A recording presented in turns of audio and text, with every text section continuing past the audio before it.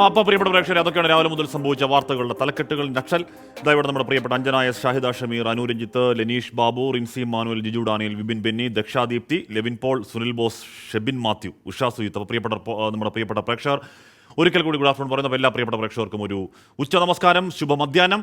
ആദ്യ വാർത്തയിലേക്ക് പോകുന്നത് എന്താണ്? ലീഗിനെ വീണ്ടും ക്ഷണിക്കുന്നു CPIM.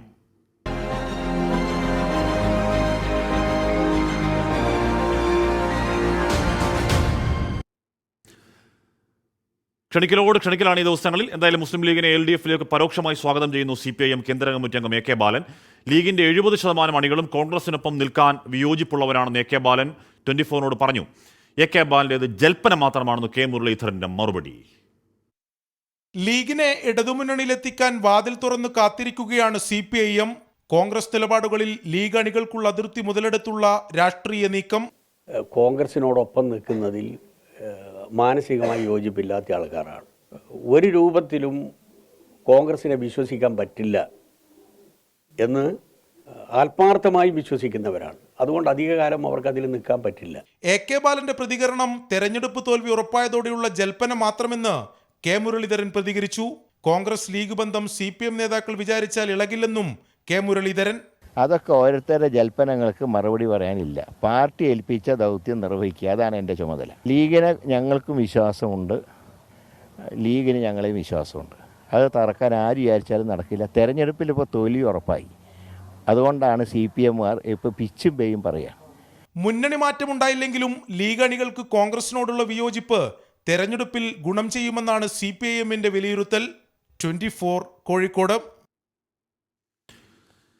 അപ്പോൾ ഇലക്ഷനാണ്, തെരഞ്ഞെടുപ്പാണ്. ഇപ്പോൾ ലീഗ് അണികൾക്കിടയിൽ ഒരു കൺഫ്യൂഷൻ ഉണ്ടാക്കുക തുടങ്ങിയ പൊളിറ്റിക്കൽ സ്ട്രാറ്റജിയൊക്കെ ഉണ്ടാകും. അതോ സീരിയസ് ആയി ലീഗിനെ LDFിലേക്ക് സ്വാഗതം ചെയ്യലാണോ എന്നൊക്കെയുള്ളത് വരും ദിവസങ്ങളിൽ വ്യക്തമാകട്ടെ. കോൺഗ്രസ് പാളയത്തിൽ നിന്ന് BJPയിലേക്ക്.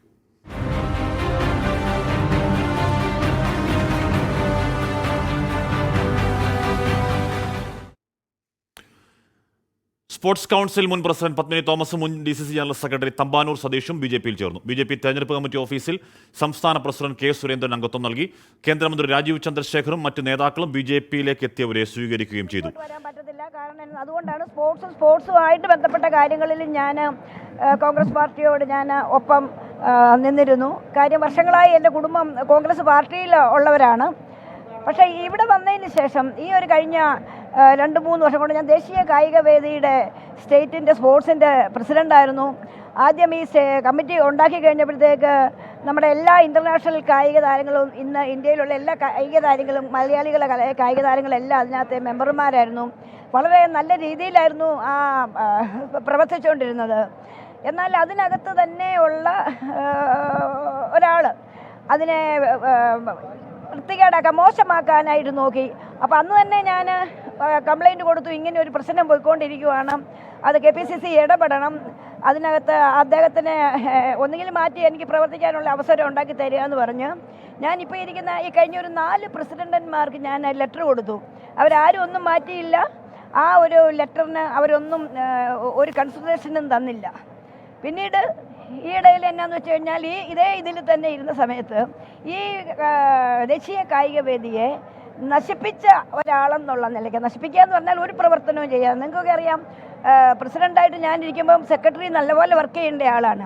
ഒരു വകയും ചെയ്യാതെ അദ്ദേഹത്തിന് പ്രസിഡന്റ് വേണമെന്നും പറഞ്ഞ് KPCC ഒക്കെ കണ്ടുപിടിച്ച് ഇങ്ങനെ നടക്കുകയും ഒരു സുപ്രഭാതത്തിൽ ഞാൻ പോലും അറിയാതെ എന്നെ മാറ്റിയിട്ട് പ്രസിഡന്റ് അദ്ദേഹത്തിന് കൊടുക്കുകയും. അപ്പോൾ ഓരോരോ അതിർത്തികൾ, ഓരോരോ കാരണങ്ങൾ, ഓരോരോ സ്ഥാനങ്ങൾ ഇപ്പോൾ എന്ന് പറഞ്ഞാൽ, പക്ഷേ പത്മിനി തോമസും തമ്പാനൂർ സതീഷല്ലേ, തമ്പാനൂർ സതീഷൊക്കെ നേതാക്കളാണ്, ഇല്ലെന്നല്ല. പക്ഷേ പറഞ്ഞൊരു ഹൈപ്പ് പോലെയൊക്കെയുള്ള വലിയ ബിഗ് ഷോട്ട് നേതാക്കൾ എത്തിയിട്ടുണ്ടോ സംശയമാണ് അക്കാര്യത്തിൽ. എന്തായാലും ഇനിയും BJPയിലേക്ക് കൂടുതൽ കോൺഗ്രസ് നേതാക്കളും CPM നേതാക്കളും CPI നേതാക്കളൊക്കെ വരും എന്നുള്ളതാണ് BJPയുടെ ആത്മവിശ്വാസം, അവകാശവാദം. നമുക്ക് നോക്കാം ആരൊക്കെയാണ് മറുകണ്ഠം ചാടുന്നതെന്ന്. പുൽവാമ വിവാദ പരാമർശത്തിൽ വിശദീകരണവുമായി ആന്റണി MP. പുൽവാമ ആക്രമണത്തിൽ പാകിസ്ഥാന് പങ്കില്ലെന്ന് പറഞ്ഞിട്ടില്ല എന്ന ആന്റണി നിലപാട് മാറ്റി. സത്യപാൽ മാലിക്കിന്റെ വിമർശനം ഉന്നയിച്ചതിന് തനിക്കെതിരെ രാജ്യദ്രോഹ കേസ് വരുന്നെങ്കിൽ വരട്ടെ എന്നും പറയുന്നു ആന്റണി 24നോട്. പുൽവാമ ആക്രമണത്തിന് ഉത്തരവാദി പാകിസ്ഥാൻ തന്നെയാണെന്ന് പത്തനംതിട്ടയിലെ ഇടതു സ്ഥാനാർത്ഥി ഡോക്ടർ TN തോമസ് ഐസക്കും പറഞ്ഞു. നമ്മുടെ 42 ജവാന്മാരുടെ ജീവൻ ബലി കൊടുത്തതല്ലേ. 40% പോലും ഓക്സിജൻ കണ്ടന്റ് ഇല്ലാത്ത പ്രദേശത്ത് അവിടെ പോയി കഷ്ടപ്പെട്ട് നിൽക്കുന്ന 42 ജവാന്മാരുടെ ജീവനല്ലേ ബലി കൊടുത്തിട്ടല്ലേ ഇവരെ കഴിഞ്ഞ തെരഞ്ഞെടുപ്പ് ജയിച്ചത്? ഇത് കൃത്രിമമായി സൃഷ്ടിച്ചതാണ് ഈ സ്ഫോടനം. ഈ 42 ജവാന്മാരുടെ മരണത്തിന് ഗവൺമെന്റിന് ഉത്തരവാദിത്തം ഉണ്ടെന്ന് പറഞ്ഞില്ലേ?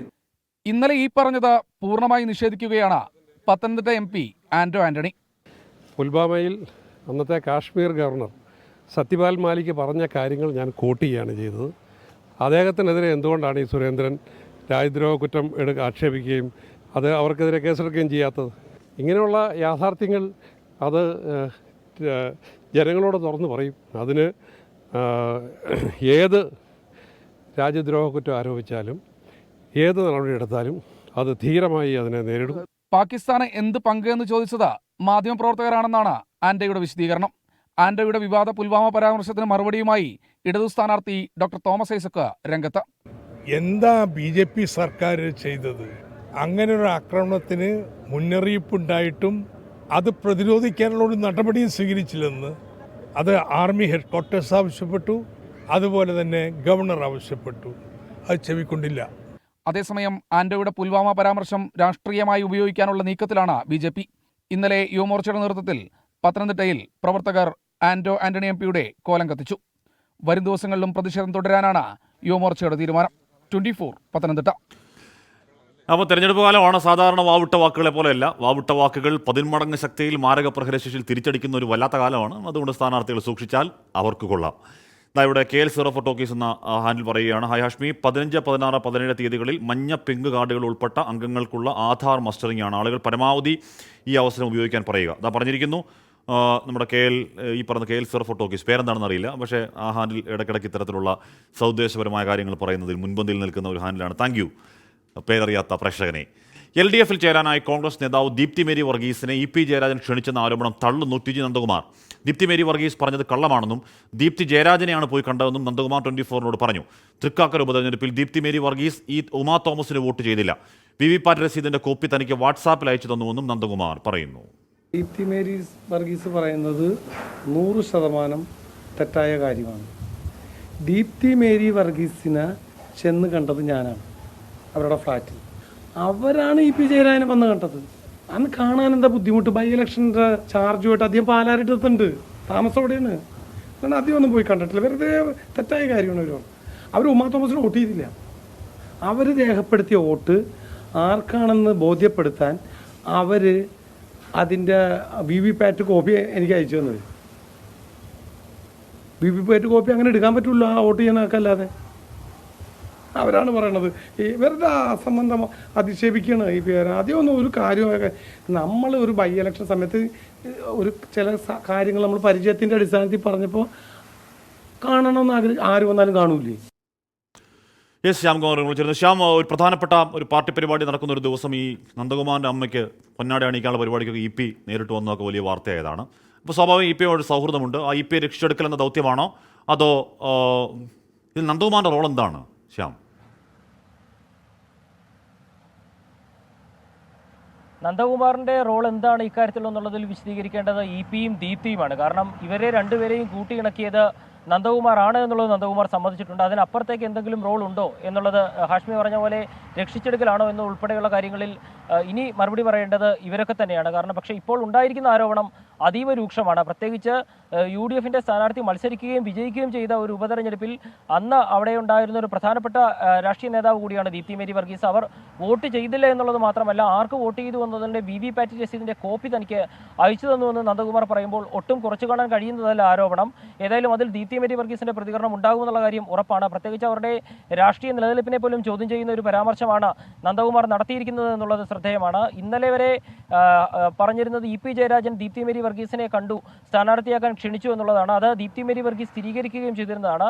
പക്ഷേ ഇന്ന് നന്ദകുമാർ പറയുന്നത് വളരെ വ്യത്യസ്തമാണ്. കാരണം ദീപ്തി മേരി വർഗീസ് അങ്ങോട്ട് പോയി പാലാരിവട്ടത്ത് LDF സ്ഥാനാർത്ഥിയുടെ പ്രഖ്യാപനവും കഴിഞ്ഞ് പ്രചരണം ആരംഭിച്ചപ്പോഴാണ് ദീപ്തി മേരി വർഗീസ് EP-യെ പോയി കണ്ടത്. പാർട്ടിയിൽ നേരിട്ട അവഗണനകൾ പറഞ്ഞു. പ്രത്യേകിച്ച് ഉമാ തോമസിന് ശേഷം ഒരുപക്ഷെ അവരുടെ മകൻ സ്ഥാനാർത്ഥിയാകുമെന്നുള്ള ഒരു കാര്യം പോലും ദീപ്തി മേരി വർഗീസ് പറഞ്ഞു. ഇതെല്ലാം EP കേട്ടിരുന്നു. പക്ഷേ അതിനുശേഷം മറ്റൊരു ഓഫറും പാർട്ടി അവർക്ക് നൽകിയിരുന്നില്ല, അവരെ പരിഗണിച്ചിരുന്നില്ല. സ്ഥാനാർത്ഥി പ്രഖ്യാപനം നടന്ന ശേഷമാണ് അവർ പോയി കണ്ടത് എന്നുള്ള കാര്യം പറയുന്നത് ദലാൽ നന്ദകുമാറാണ്. അതിനപ്പുറമാണ് ഈ രാഷ്ട്രീയ ആരോപണം. പ്രത്യേകിച്ച് UDF സ്ഥാനാർത്ഥിക്ക് വോട്ട് ചെയ്തില്ല, മറിച്ച് ആർക്ക് വോട്ട് ചെയ്തു എന്നുള്ളതിൻ്റെ VVPAT തനിക്ക് അയച്ചു തന്നു, അത് താൻ സൂക്ഷിച്ചിട്ടുണ്ട് എന്നുള്ളത്. ഇതിൽ ദീപ്തി മേരി വർഗീസിൻ്റെ ഒരു പ്രതികരണം എന്താകുമെന്നുള്ളത് അറിയണം. പ്രത്യേകിച്ച് VVPAT കോപ്പി മറ്റൊരാൾക്ക് അയച്ചു കൊടുക്കുന്നത് തെരഞ്ഞെടുപ്പ് കേസ് വരാൻ സാധ്യതയുള്ള ഒരു കാര്യം കൂടിയാണ്. അതുകൊണ്ട് ആ കാര്യം കൂടി നന്ദകുമാർ പരിഗണിച്ച ശേഷമായിരിക്കും ഇക്കാര്യം തുറന്നു പറഞ്ഞതെന്നുള്ളത് നമുക്ക് ഉറപ്പാണ്. ഏതായാലും ദീപ്തി മേരി വർഗീസ് ഇക്കാര്യത്തിൽ ഇനി എന്ത് പറയുമെന്നുള്ളത് അറിയേണ്ടതുണ്ട്. കഴിഞ്ഞ ദിവസം വരെ വന്ന രാഷ്ട്രീയ ആരോപണങ്ങൾക്കപ്പുറത്ത് ഇത് കുറച്ചുകൂടി കടുത്ത ആരോപണങ്ങൾ വരുന്നു. അതും പ്രത്യേകിച്ച് തൃക്കാക്കര ഉപതെരഞ്ഞെടുപ്പ് പോലെ ഒരു വലിയ പോരാട്ടമായി UDF കണ്ട ആ തെരഞ്ഞെടുപ്പ് കാലത്ത് അവിടെ ഏറ്റവും പ്രധാനപ്പെട്ട നേതാക്കളൊരാളായിരുന്ന ദീപ്തി മേരി വർഗീസ് വോട്ട് UDF സ്ഥാനാർത്ഥിക്ക് ചെയ്തില്ല എന്നുള്ള ഒരു ആരോപണത്തിൽ ഇനി ഏത് രീതിയിലുള്ള പ്രതികരണങ്ങൾ വരുമെന്ന് കണ്ടറിയേണ്ടതുണ്ട്. ഹാഷ്മി പറഞ്ഞ പോലെ തന്നെ EP ജയരാജനെ രക്ഷിച്ചെടുക്കാൻ വേണ്ടി നന്ദകുമാർ പറഞ്ഞ ഒരു ആരോപണമാണോ ഇതെന്നുള്ളത് കൂടി വരേണ്ടതുണ്ട്. ഏതായാലും ഡിഫമേഷൻ ഉൾപ്പെടെയുള്ള നിയമ നടപടികളിലേക്ക് പോകുമെന്നുള്ളൊരു സൂചന ദീപ്തി മേരി വർഗീസ് നൽകുന്നുണ്ട്. ഏതായാലും ഈ ആരോപണത്തിൽ ഇനിയും പ്രത്യാരോപണങ്ങൾ ഉണ്ടാകുമെന്നുള്ള കാര്യം ഉറപ്പാണ്, പ്രത്യേകിച്ച് ഒരു തെരഞ്ഞെടുപ്പ് കാലത്ത്. ശരി, എന്തായാലും നന്ദകുമാർ ഉന്നയിക്കുന്ന ഗുരുതര ആരോപണമാണ്. അതിന് മറുപടി പറയേണ്ടത് ദീപ്തി മേരി വർഗീസാണ്. ദീപ്തി മറുപടി പറയും എന്നതിന് പ്രതീക്ഷ. കാര്യം രാവിലെ ഇന്ന് ദീപ്തി മാധ്യമങ്ങളെ കാണുകയും കാര്യങ്ങളൊക്കെ പറയുകയും ചെയ്തിരുന്നു. എന്തായാലും ഇലക്ഷൻ കാലമാണ്, വെളിപ്പെടുത്തലുകൾ, ഇത്തരത്തിലുള്ള പഴയകാല ചരിത്രങ്ങൾ ഒക്കെ കുടം തുറന്ന് പുറത്തേക്ക് വരുന്ന സമയമാണ്. ഏതളവിൽ ഏത് എക്സ്റ്റൻറ്റിൽ ആരൊക്കെ ആ കുടം തുറക്കലിൽ പെടുന്നു എന്ന് നമുക്ക് കാത്തിരുന്ന് കാണാം. ഇവിടെ വാസു CK പറയുകയാണ്, ഇതൊന്നും വോട്ടുകളാകുമെന്ന പ്രതീക്ഷ വേണ്ട, നേതാക്കൾ ഓന്തുകളാകുന്നത് സ്വാർത്ഥ താല്പര്യം മുന്നിൽ കണ്ടാണെന്ന് പറയുന്നു. താഴെ ഒരു പ്രേക്ഷകൻ പിന്നെയും പറയുകയാണ്, അനുരഞ്ജിത്ത്, കൈ കാണിച്ചാൽ താമരയോടൊപ്പം പോകുന്നവരാണ്, അതാണ് കോൺഗ്രസിൻ്റെ ഗ്യാരണ്ടി എന്നൊക്കെ പറയുന്നത്. അപ്പോൾ ഉറപ്പായും പൊതുജനം പലവിധമാണ്, പ്രേക്ഷകർ പലവിധമാണ്, അവരുടെ പൊളിറ്റിക്കൽ നിലപാടുകൾ പലവിധമാണ്. പൊളിറ്റിക്കൽ നിലപാടുകൾ കമൻറ്റ് ബോക്സിൽ പ്രതിഫലിക്കുന്നുണ്ട്. നല്ല കാര്യം. പുതിയ തെരഞ്ഞെടുപ്പ് കമ്മീഷനെ തീരുമാനിക്കാൻ നിർണായക യോഗം ഇന്ന്.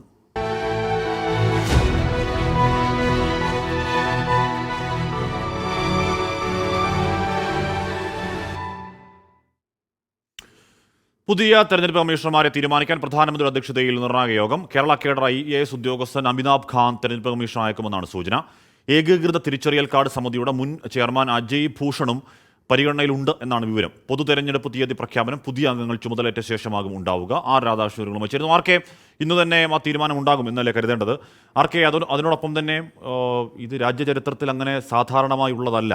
ഇതുപോലെ നിർണായകമായ സമയത്ത് ഇലക്ഷൻ കമ്മീഷണർമാർ രാജിവെക്കുക എന്നുള്ളത് സാധാരണയുള്ളതല്ല. അശോക് ലവാസ രാജിവെക്കുന്നതിന് കാരണം നമുക്കറിയാം.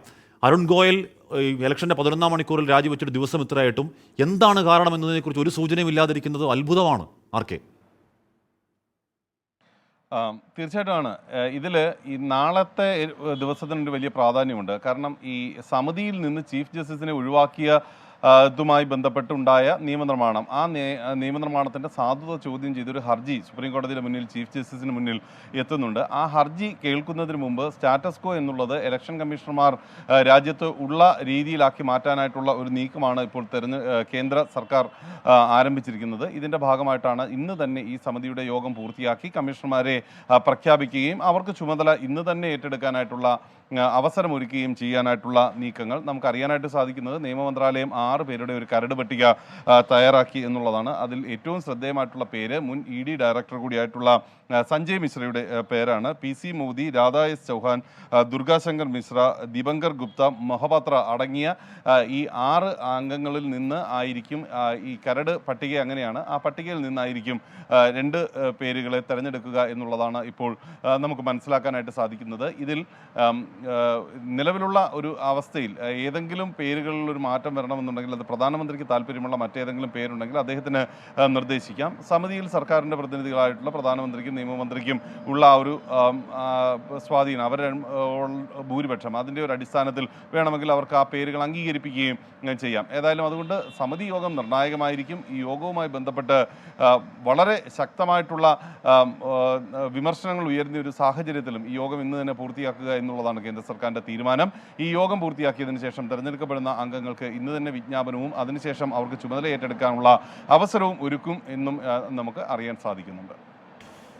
യെസ്, രാധാകൃഷ്ണനാണ് വാർത്തയുടെ വിവരങ്ങൾ നൽകിയത്. അതിനുശേഷമാണ് തെരഞ്ഞെടുപ്പിന് നിർണായക തീയതി പ്രഖ്യാപനം ഉണ്ടാവുക. അത് ഏത് സമയവും ഉണ്ടാകാം. ഇപ്പോൾ എന്താണ് പരമാവധി 18-ാം തീയതിക്ക് മുമ്പൊക്കെ അത് പ്രതീക്ഷിക്കാം എന്നാണ് കരുതേണ്ടത്. പക്ഷേ അത് അപ്പോൾ നേരത്തെ പറഞ്ഞതുപോലെ അരുൺ ഗോയൽ എന്ന് പറയുന്ന ഒരു ഇലക്ഷൻ കമ്മീഷൻ രാജു എന്ന് പറഞ്ഞാൽ അദ്ദേഹത്തിന് 2027 വരെ ഒക്കെ കാലാവധിയുള്ള സർവീസുള്ള ആളാണ്. മാത്രമല്ല ഇപ്പോഴത്തെ CEC അല്ലെങ്കിൽ അതിൻ്റെ കാലാവധി കഴിയുമ്പോൾ CEC ആവേണ്ട ആൾ കൂടിയാണ്. അപ്പോൾ ഇത്രയും ലോങ് സർവീസുള്ള ഒരു ഉന്നത പദവി കാത്തിരിക്കുന്ന ആൾ എന്തിന് ഈ സമയത്ത് രാജിവെച്ച് പോയി എന്നുള്ളത് ഇപ്പോഴും ദുരൂഹമായി നിൽക്കുന്നത് അത്ഭുതമാണ് ഒരിക്കൽ കൂടി. കലോത്സവ കോഴക്കേസിൽ ആരോപണ വിധേയനായ വിധികർത്താവ് PN ഷാജിയുടെ മരണത്തിൽ ദുരൂഹത ആരോപിച്ച് കുടുംബം. മകൻ തെറ്റ് ചെയ്തിട്ടില്ലെന്നും കുടുക്കിയതാണെന്നും അമ്മ ലളിത പ്രതികരിച്ചു. ആരോപണത്തിന് പിന്നാലെ ഷാജി കടുത്ത മാനസിക സമ്മർദ്ദത്തിലായിരുന്നുവെന്ന് സഹോദരൻ അനിൽകുമാർ പറഞ്ഞു. ഷാജിയുടെ മൃതദേഹം പോസ്റ്റ്മോർട്ടത്തിനായി പരിയാരം മെഡിക്കൽ കോളേജിലേക്ക് മാറ്റി. കേരള സർവകലാശാല കലോത്സവത്തിൽ ഫലമട്ടിമറിക്കാൻ കോഴ വാങ്ങിയെന്ന ആരോപണം നേരിട്ട PN ഷാജിയെ ഇന്നലെയാണ് കണ്ണൂർ ചൊവ്വയിലെ വീട്ടിൽ വിഷം കഴിച്ചു മരിച്ച നിലയിൽ കണ്ടെത്തിയത്. കോഴക്കേസിൽ ചോദ്യം ചെയ്യലിനായി ഇന്ന് ഹാജരാകാൻ തിരുവനന്തപുരം കന്റോൺമെന്റ് പോലീസ് ഷാജിക്ക് നോട്ടീസ് നൽകിയിരുന്നു. മരണത്തിൽ ഗുരുതരാരോപണവുമായി കുടുംബം. തെറ്റു ചെയ്തിട്ടില്ലെന്ന് മകൻ കരഞ്ഞു പറഞ്ഞതായി മാതാവ് ലളിത ഷാജിയെ വ്യാജ ആരോപണത്തിൽ കുടുക്കിയതാണ്. അമ്മേ, ഞാനൊരു തെറ്റും ചെയ്തിട്ടില്ല. എൻ്റെ കാല് പിടിച്ച് എന്നെ കെട്ടിപ്പിടിച്ചിട്ട് പൊട്ടിക്കരഞ്ഞിട്ട് അത് പറഞ്ഞു. അമ്മ, ഞാനൊരു തെറ്റും ചെയ്തിട്ടില്ല. ഇതന്നെ ആരും ഇതാക്കിയതാന്ന്. അന്നെ ആരും കുടുക്കിയതാന്ന്. ഞാനൊരു തെറ്റും ചെയ്തിട്ടില്ല. വിവാദ സംഭവങ്ങളിൽ ദുരൂഹതയുണ്ടെന്ന് ഷാജിയുടെ സഹോദരൻ അനിൽകുമാർ.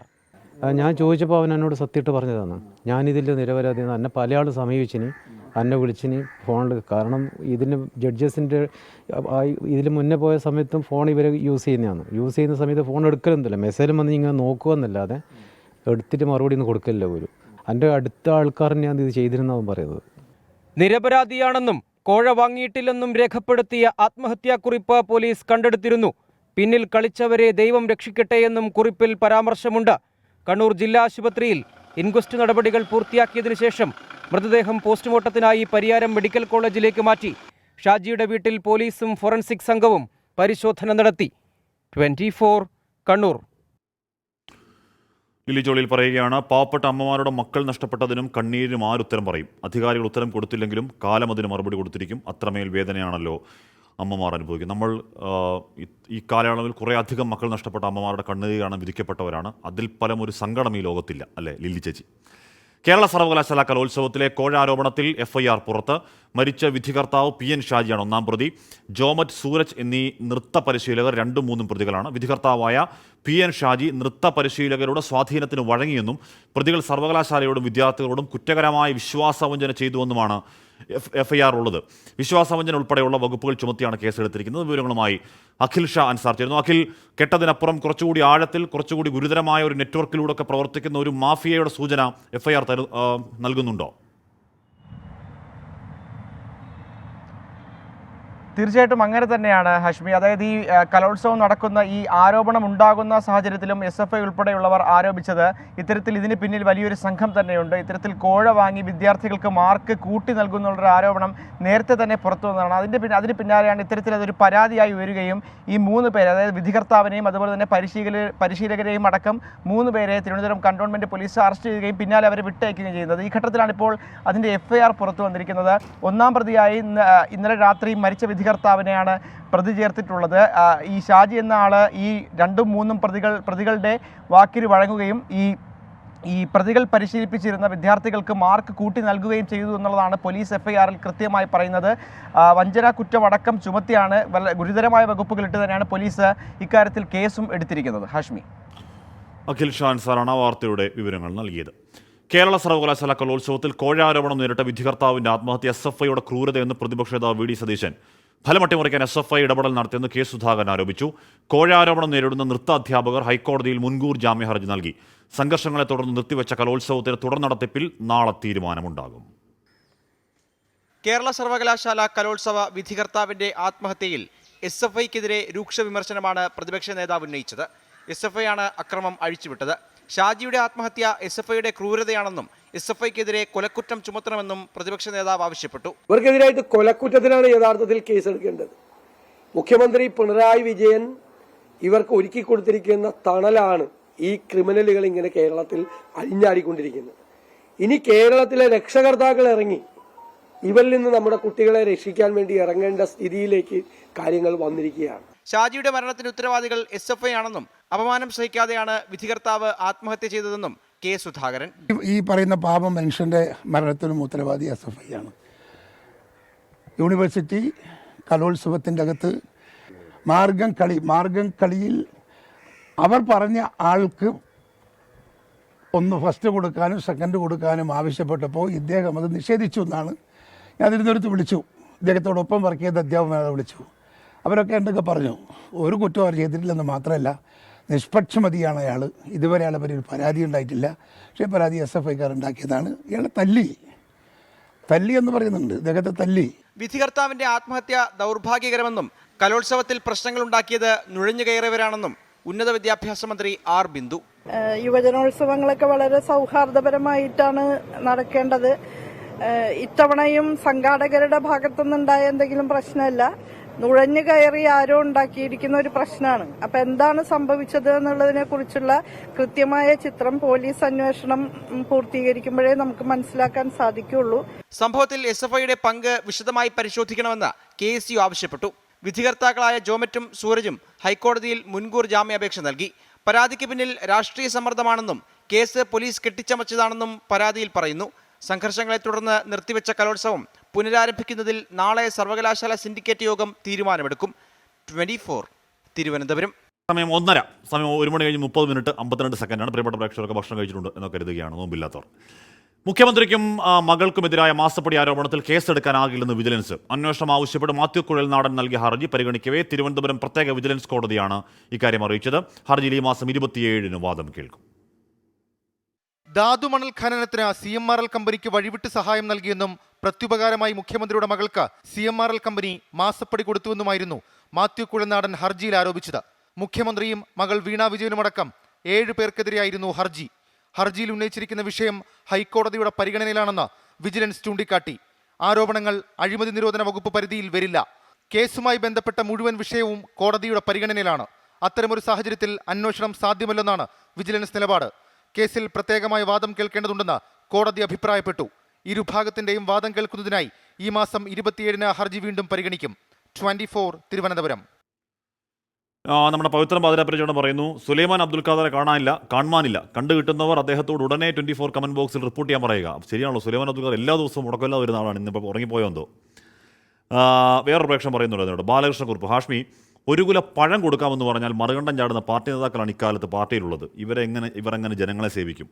ഒരു പരിധിവരെ ശരിയാണ് എന്ന് പറഞ്ഞാൽ പഴയ തത്വരാഷ്ട്രീയത്തിൻ്റെയോ ആദർശ രാഷ്ട്രീയത്തിൻ്റെയോ ഒക്കെ കാലം പോയോ എന്ന് തോന്നുന്നത് എല്ലാവരും അങ്ങ് അടച്ചു പറയുന്നതല്ല. പക്ഷേ ഒരു ന്യൂനപക്ഷമാണെങ്കിൽ കൂടിയും ഒരു കൂട്ടർ അത്തരത്തിൽ അധികാരത്തിന് വേണ്ടി മാത്രം ചാടിച്ചാടി നടക്കുന്ന ആൾക്കാരുണ്ട്. അവരുടെ ഉദ്ദേശം ജനസേവനമല്ല, അധികാരം മാത്രമാണ്.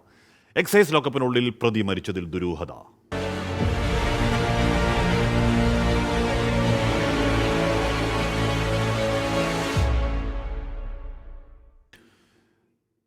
പാലക്കാട് ഹാഷിഷ് ഷോയിൽ സൂക്ഷിച്ച കേസിൽ അറസ്റ്റിലായ പ്രതി ലോക്കപ്പിൽ തൂങ്ങി മരിച്ച നിലയിൽ. ഇടുക്കി സ്വദേശി ഷോജോ ജോണിനെയാണ് പാലക്കാട് എക്സൈസ് ടവറിനുള്ളിൽ ലോക്കപ്പിൽ മരിച്ച നിലയിൽ കണ്ടെത്തിയത്. സംഭവത്തിൽ ദുരൂഹത ആരോപിച്ച് കുടുംബം രംഗത്തെത്തി. പാലക്കാട് ജില്ലാ ആശുപത്രി മോർച്ചറിയിൽ സൂക്ഷിച്ചിട്ടുള്ള മൃതദേഹം വിദഗ്ധ ഡോക്ടർമാരുടെ സംഘത്തിന്റെ നേതൃത്വത്തിലായിരിക്കും പോസ്റ്റ്മോർട്ടം ചെയ്യുക. രഹസ്യവിവരത്തിന്റെ അടിസ്ഥാനത്തിൽ ഇന്നലെ വൈകിട്ടാണ് ഷോജോ ജോണിനെ വീട്ടിൽ നിന്ന് എക്സൈസ് സംഘം പിടികൂടുന്നത്. വിപണിയിൽ 25 ലക്ഷം രൂപ വില വരുന്ന 2 കിലോ ഹാഷിഷ് ഓയിലാണ് ഇയാളിൽ നിന്ന് പിടിച്ചെടുത്തത്. മെഡിക്കൽ പരിശോധന ഉൾപ്പെടെയുള്ള നടപടികൾ പൂർത്തീകരിച്ച് പുലർച്ചെ 3 ഷോജോ ജോണിനെ എക്സൈസ് റേഞ്ച് ഓഫീസിലേക്ക് മാറ്റി. രാവിലെ 6:30 ജീവനക്കാരെത്തി പരിശോധിച്ചപ്പോഴാണ് ലോക്കപ്പിനകത്ത് ഉടുത്തിരുന്ന മുണ്ടുപയോഗിച്ച് ആത്മഹത്യ ചെയ്ത നിലയിൽ ഷോജോ ജോണിനെ കണ്ടെത്തിയത്. 7 മണിയോടെയാണ് ഭാര്യയെ വിവരമറിയിച്ചത്. സംഭവത്തിൽ ദുരൂഹതയുണ്ടെന്നാണ് ഭാര്യ ജ്യോതി പറയുന്നത്. കുറ്റം സമ്മതിച്ച ഷോജോ ആത്മഹത്യ ചെയ്യില്ലെന്നും ഉദ്യോഗസ്ഥർ മർദ്ദിച്ചു കൊലപ്പെടുത്തിയതാണോ എന്ന് സംശയിക്കുന്നതായും ജ്യോതി 24-നോട് പറഞ്ഞു. സൂയിസൈഡ് ചെയ്താണ് പറയണെങ്കിലും അവിടെ സ്റ്റേഷനിൽ ആരെങ്കിലും ഉണ്ടാവില്ലേ? കാരണം ഇന്നലെ ഇപ്പോൾ അറസ്റ്റ് ചെയ്താലും ജയിലിലിടാനുള്ള സമയമായോ അതിൻ്റെ കാര്യങ്ങളൊന്നും അറിയില്ല. അങ്ങനെയാണെങ്കിലും മെഡിക്കൽ ചെക്കപ്പ് മറ്റു കാര്യങ്ങളൊന്നും രാവിലെ ഇല്ലേ. പക്ഷെ അതിന് മുമ്പേ എങ്ങനെ ഇവർ സൂയിസൈഡ് ചെയ്തു? അപ്പോൾ അവരിന്നലെ പറഞ്ഞിട്ടുണ്ടായിരുന്നു, നിനക്ക് തരേണ്ടത് തന്നു കഴിഞ്ഞാൽ ഞങ്ങൾക്ക് എല്ലാ വിവരവും കിട്ടുമെന്ന് പറഞ്ഞാൽ ഇനി അവർ തല്ലി കൊന്നാണെന്നാണ് ഞങ്ങൾക്ക്. കാരണം ബോഡി കണ്ടാൽ അറിയാൻ പറ്റും.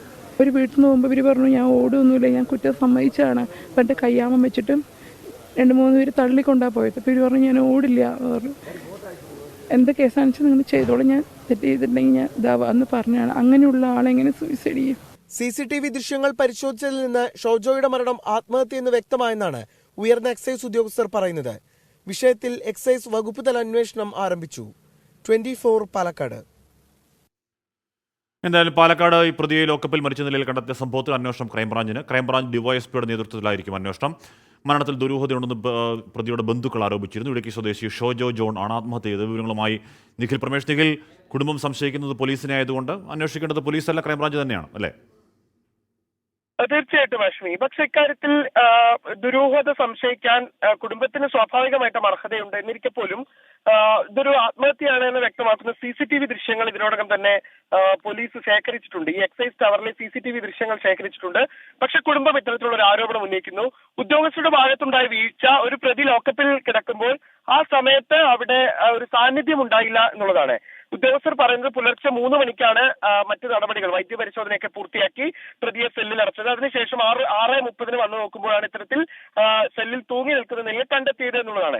എന്തായാലും ഇക്കാര്യത്തിൽ ഇപ്പോൾ ക്രൈംബ്രാഞ്ച് അന്വേഷണമാണ് മുന്നോട്ട് വയ്ക്കുന്നത്. ക്രൈംബ്രാഞ്ച് ഡിവൈഎസ്പിയുടെ നേതൃത്വത്തിലായിരിക്കും അന്വേഷണം ഇതിനോടകം തന്നെ ആരംഭിച്ചിരിക്കുകയാണ്. പോലീസ് ഈ എക്സൈസ് പ്രതിക്കൂട്ടിൽ നിൽക്കുന്ന ഒരു സാഹചര്യം ആയതുകൊണ്ട് തന്നെ ക്രൈംബ്രാഞ്ച് അന്വേഷിക്കട്ടെ എന്നുള്ളതാണ് ജില്ലാ പോലീസ് മേധാവി അടക്കം അറിയിക്കുന്നത്. ഹാഷ്മി. നിഖിൽ പ്രമേഷാണ് ആ വാർത്തയുടെ വിവരങ്ങൾ നൽകിയത്. ഒരു പ്രേക്ഷകൻ പറയണ അലൻ ജോർജ് ആണ് കേട്ടോ. അങ്കിൾ, ഇന്ന് ഞങ്ങൾക്ക് എല്ലാവർക്കും മാത്സ് എക്സാം വളരെ ടഫായിരുന്നു.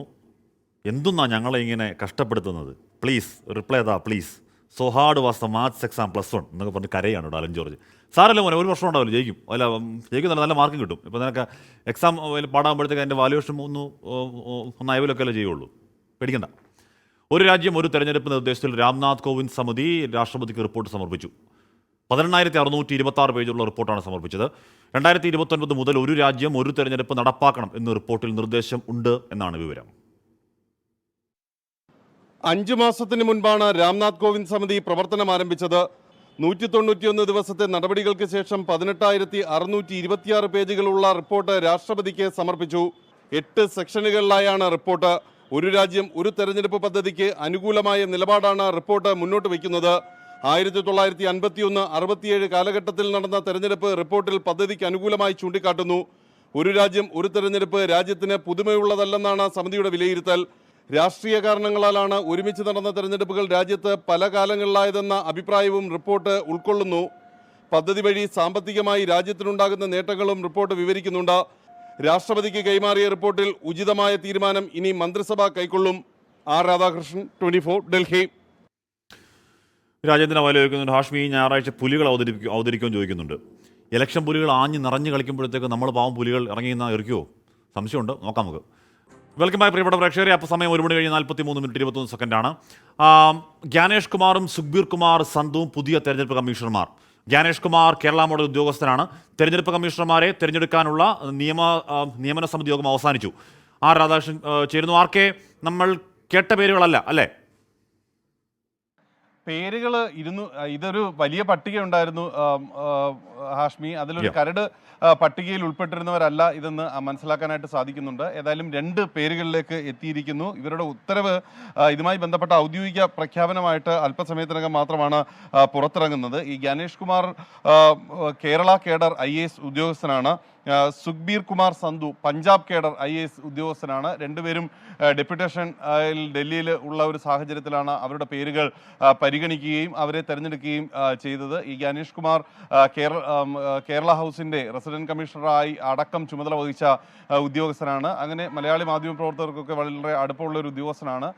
അദ്ദേഹത്തിൻ്റെ പേരും അവസാനം ഈ പട്ടികയിലേക്ക് എത്തുകയും അദ്ദേഹം തെരഞ്ഞെടുക്കപ്പെടുകയും ചെയ്തിരിക്കുകയാണ്. ജ്ഞാനേഷ് കുമാറും ഒപ്പം സുഖ്ബീർ കുമാർ സന്ധുവും ആണ് 2 കമ്മീഷണർമാർ. അതോടുകൂടി ന്യൂനപക്ഷമായിരുന്ന കേന്ദ്ര തെരഞ്ഞെടുപ്പ് കമ്മീഷൻ അത് പൂർണ്ണ അംഗങ്ങൾ ഉള്ള ഒരു സമിതിയായിട്ട് മാറിയിരിക്കുകയാണ്. ഇന്ന് തന്നെ ഈ 2 പേരും അവരവരുടെ ചുമതലകൾ ഏറ്റെടുക്കുമെന്നാണ് നമുക്ക് അറിയാനായിട്ട് സാധിക്കുന്നത്. വൈകിട്ടോടുകൂടി ഇതുമായി ബന്ധപ്പെട്ടിട്ടുള്ള നടപടികൾ പൂർത്തിയാക്കുന്ന വിധത്തിലാണ് തെരഞ്ഞെടുപ്പ് കമ്മീഷൻ കാര്യങ്ങൾ മുന്നോട്ട് കൊണ്ടുപോകുന്നത്. ഈ സമിതി യോഗം ചേർന്നിരുന്നു. ഈ സമിതി യോഗത്തിൽ കോൺഗ്രസിൻ്റെ ഭാഗത്ത് നിന്ന് പങ്കെടുത്ത സമിതിയുടെ ഭാഗമായിട്ട് പങ്കെടുത്തത് ലോക്സഭയിലെ കക്ഷി നേതാവായിട്ടുള്ള ആദിർ രഞ്ജൻ ചൗധരിയാണ്. അദ്ദേഹത്തിന് ഡിസന്റ് നോട്ട് ഈ വിഷയത്തിൽ അദ്ദേഹം നൽകിയെന്നാണ് അറിയാനായിട്ട് സാധിക്കുന്നത്. എന്നാൽ സർക്കാരിന് ഉള്ള പ്രധാനമന്ത്രിയും നിയമമന്ത്രിയും ഉള്ള ഭൂരിപക്ഷം 2-1 എന്ന രീതിയിൽ കാര്യങ്ങൾ എത്തുകയും ഈ 2 പേരെ തെരഞ്ഞെടുക്കുന്ന വിധത്തിലേക്ക് കാര്യങ്ങൾ മാറുകയും ചെയ്തു എന്നാണ് ഇപ്പോൾ നമുക്ക് മനസ്സിലാക്കാനായിട്ട് സാധിക്കുന്നത്. കഴിഞ്ഞ കുറച്ച് ദിവസങ്ങളായിട്ട് തെരഞ്ഞെടുപ്പ് കമ്മീഷനുമായി ബന്ധപ്പെട്ട് നിലനിന്നിരുന്ന എല്ലാവിധത്തിലുള്ള പ്രശ്നങ്ങൾക്കും ഇതോടുകൂടി പരിഹാരമാകും എന്ന ഒരു വിലയിരുത്തലാണ് ഇപ്പോൾ സർക്കാർ ഉള്ളത്. നാളെ അടക്കമുള്ള ദിവസങ്ങൾ ഈ തെരഞ്ഞെടുപ്പ് പ്രഖ്യാപനത്തിനായിട്ട് ഈ പരിഗണിക്കപ്പെടുന്ന തെരഞ്ഞെടുപ്പ് പ്രഖ്യാപനം വൈകുന്നതിൽ ഒരു കാരണമാണ്. ഇനിയിപ്പോൾ അധികം വൈകില്ല. ജ്ഞാനേഷ് കുമാർ, സുഖ്ബീർ കുമാർ സന്ധു രണ്ടുപേരാണ് പുതിയ ഇലക്ഷൻ കമ്മീഷണർ. അത് അവർ പ്രശ്നം ചോദിക്കുന്നുണ്ടായിരുന്നു. അരുൺ ഗോയൽ രാജിവെച്ചതാണോ രാജിവെപ്പിച്ചതാണോ എന്ന് പറഞ്ഞാൽ അശോക് ലവാസയെ പോലെ സർക്കാരിന് അപ്രീതിയുള്ള ഒരാൾ ഉദ്യോഗസ്ഥനായിരുന്നില്ല. അദ്ദേഹത്തിന് പോയ കാലത്തെ തസ്തികളൊക്കെ നോക്കിയാൽ എല്ലാ ഉന്നത തസ്തികളൊക്കെ ഇരുന്ന ആളാണ്. അപ്പം രാജിവെപ്പിച്ചതാകാൻ വഴിയുണ്ട്. എന്തായാലും ഇലക്ഷൻ്റെ 11-ാം മണിക്കൂറിൽ ഇലക്ഷൻ കമ്മീഷൻ രാജിവെക്കുക എന്നുള്ളത് അപൂർവങ്ങളിൽ അപൂർവമാണ്. അതെന്താണ് കാരണമെന്ന് ഈ രാജ്യത്തെ പൗരൻ അറിഞ്ഞാൽ മതിയാവുകയുള്ളൂ. ഇപ്പോഴും അത് ദുരൂഹമായി തുടരുകയുമാണ്. വരട്ടെ. അപ്പോൾ ഇനി മാർക്കറ്റ് വ്യൂ ആണ് Christina Cherian. DBFS market view സമർപ്പിക്കുന്നത് DBFS wealth management and non banking finance.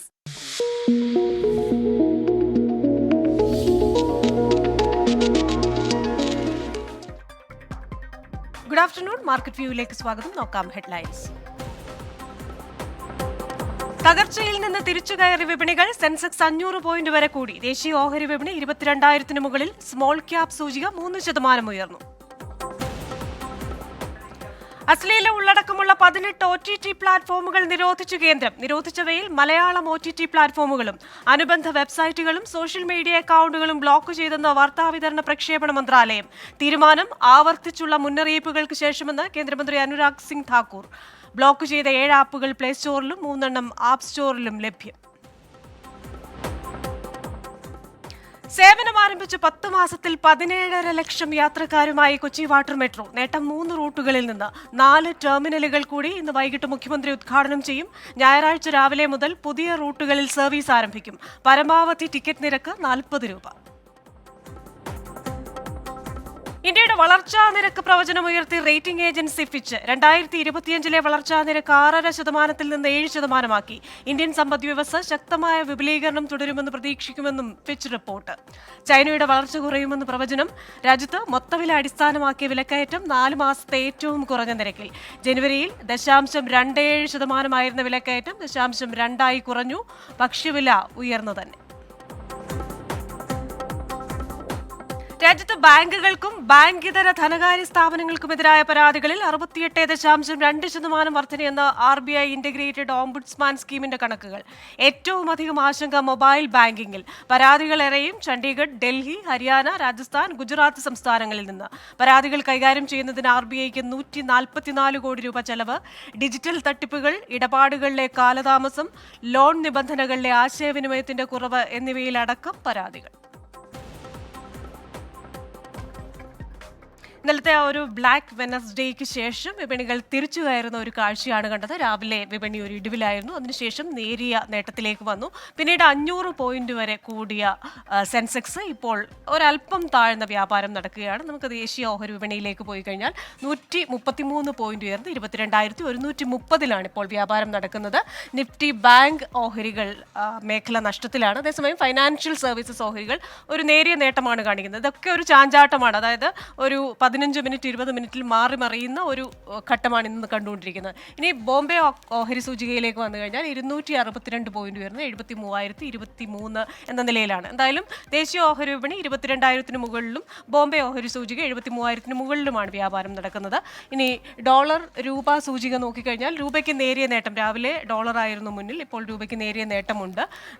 82 രൂപ 84 പൈസ എന്ന നിലയിലാണ് ഇപ്പോൾ വ്യാപാരം നടക്കുന്നത്. ഉച്ചയ്ക്കത്തെ ഒരു മാർക്കറ്റ് ട്രെൻഡ് അനലൈസ് ചെയ്യാൻ വേണ്ടി ശ്രീ പ്രിൻസ് ജോർജ് ഉണ്ട്, MD DBFS. Good afternoon Shri Prince George. എന്തായാലും കഴിഞ്ഞ ദിവസമൊക്കെ ഈ സ്മോൾ ക്യാപ്പ് ഓഹരികൾ ആ ഒരു ചുവപ്പ് പുഴയിൽ ഒഴുകുന്ന ഒരു ദൃശ്യമൊക്കെയാണ് നമ്മൾ കണ്ടത്. പക്ഷേ ഇന്ന് അതൊരു 3% വരെ കയറ്റമുണ്ടായി. അപ്പോൾ ഈ സെബി മേധാവിയുടെ ആ ഒരു പരാമർശത്തിൽ നിന്ന് അത് കരകയറുന്നു. മറ്റു ഓഹരികളും ഭേദപ്പെട്ട നിലയിലാണ്. എങ്ങനെയാണ് ഇന്നത്തെ ഒരു മാർക്കറ്റിന്റെ പോക്ക്? ഇന്നലെ ഉണ്ടായിട്ടുള്ള ഒരു എക്സസ് സെല്ലിങ്, ക്രിസ്റ്റ്യൻ, അതാണെന്ന് തോന്നുന്നു ഇന്ന് മാർക്കറ്റിനെ തിരിച്ചൊന്ന് റിക്കവർ ചെയ്യാനായിട്ടുള്ള ഒരു സഹായിച്ചത്. സാധാരണ രീതിയിൽ മാർക്കറ്റ് താഴേക്ക് പോകും പലതരത്തിലുള്ള ആളുകളുണ്ട്. ഷോർട്ട് പൊസിഷൻസ് ക്രിയേറ്റ് ചെയ്യുന്ന ആളുകൾ. ഷോർട്ട് പൊസിഷൻസ് എന്ന് പറഞ്ഞാൽ ആദ്യം വിറ്റിട്ട് പിന്നെ വില താഴുമ്പോൾ മേടിക്കാം എന്നുള്ളൊരു പ്രതീക്ഷയിൽ ബെയറിഷ് വ്യൂ എടുക്കുന്ന ആളുകളുണ്ട്. അവർ കുറച്ച് ആക്റ്റീവായിട്ട് കൂടുതലായിട്ട് ഇന്നലെ സെല്ല് ചെയ്തിട്ടുണ്ട്. അതുകൊണ്ടാണ് ഇന്നലെ ഇത്രയും വലിയ സെല്ലിംഗ് ഉണ്ടായത്. അതിൽ ചില ആളുകളെങ്കിലും ഇന്ന് കവർ ചെയ്തിട്ടുണ്ടെന്നുള്ളത് ഉറപ്പാണ്. അതുകൊണ്ടാണ് ഇപ്പോൾ ബൈങ് ഉണ്ടായത്. അപ്പോൾ തിരിച്ചു പറഞ്ഞാൽ, ശരിക്കും പറഞ്ഞാൽ ഇന്നലത്തെ ഫോളിൻ്റെ ഒരു പകുതി ഇന്ന് റിക്കവർ ചെയ്തിരുന്നു. ഒരു സമയത്ത് 200 പോയിന്റോളം നിഫ്റ്റിയും സെൻസെക്സ് 500 പോയിന്റ് ഉയർന്നിരുന്നു. ഇപ്പോൾ കുറച്ച് താഴേക്ക് വീണ്ടും വരാൻ തുടങ്ങിയിട്ടുണ്ട്. എന്നാലും പോസിറ്റീവ് ടെറിട്ടറിയിലാണ് നിൽക്കുന്നത്. ഇനി നാളത്തെ ഒരു ക്രൂഷ്യൽ ഡേ ആണ്. കാരണം നാളെയാണ് ഈ സെബിയുടെ സ്ട്രെസ് ടെസ്റ്റിൻ്റെ റിസൾട്ട് വരുന്നത്. അതേപോലെ പല പലതരത്തിലുള്ള ന്യൂസുകളും ഇൻഫ്ലേഷനെ സംബന്ധിച്ചുള്ള ഡേറ്റയും എല്ലാം നാളെ പുറത്തു വരുന്നുണ്ട്. അപ്പോൾ നാളെ ആയിരിക്കും മാർക്കറ്റിനെ സംബന്ധിച്ചിടത്തോളം ഏറ്റവും നിർണായകമായിട്ടുള്ള ദിവസം. അഡ്വാൻസ് ടാക്സ് ഫിഗേഴ്സ് ഒക്കെയാണ് മാർക്കറ്റ് നോക്കുന്നത്. എത്രമാത്രം കമ്പനികൾ അഡ്വാൻസ് ടാക്സ് കൊടുത്തു എന്ന് പറയുമ്പോൾ നമുക്കറിയാൻ സാധിക്കും ഈ Q4 കമ്പനികളുടെ പെർഫോമൻസ് എന്താണെന്നുള്ളത്. അപ്പോൾ അതിനനുസരിച്ചുള്ള മൂവ്മെന്റ്സ് നാളെ നമുക്ക് മാർക്കറ്റിൽ പ്രതീക്ഷിക്കാം. ശരി, thank you Shri Prince George. എന്തായാലും മാർക്കറ്റ് വ്യൂ, മാർക്കറ്റ് അതുപോലെ സാമ്പത്തിക മേഖലയുമായും നിക്ഷേപവുമായും ഒക്കെ ബന്ധപ്പെട്ട നിങ്ങളുടെ സംശയങ്ങൾ ചോദ്യരൂപത്തിൽ ചോദിച്ച് ക്യാഷ് പ്രൈസ് നേടാനുള്ള അവസരം ഇന്നുകൂടിയുണ്ട്. ഞങ്ങളുടെ FB, ഇൻസ്റ്റാ പ്ലാറ്റ്ഫോമുകളിൽ അപ്ലോഡ് ചെയ്തിരിക്കുന്ന കാർഡിൽ നിങ്ങളുടെ കമൻറ്റുകൾ രേഖപ്പെടുത്തുക. മികച്ച ചോദ്യത്തിന് ക്യാഷ് പ്രൈസ് ഉണ്ട്. മാർക്കറ്റ് വ്യൂ പൂർണ്ണമാകുന്നു. Back to Hashmi.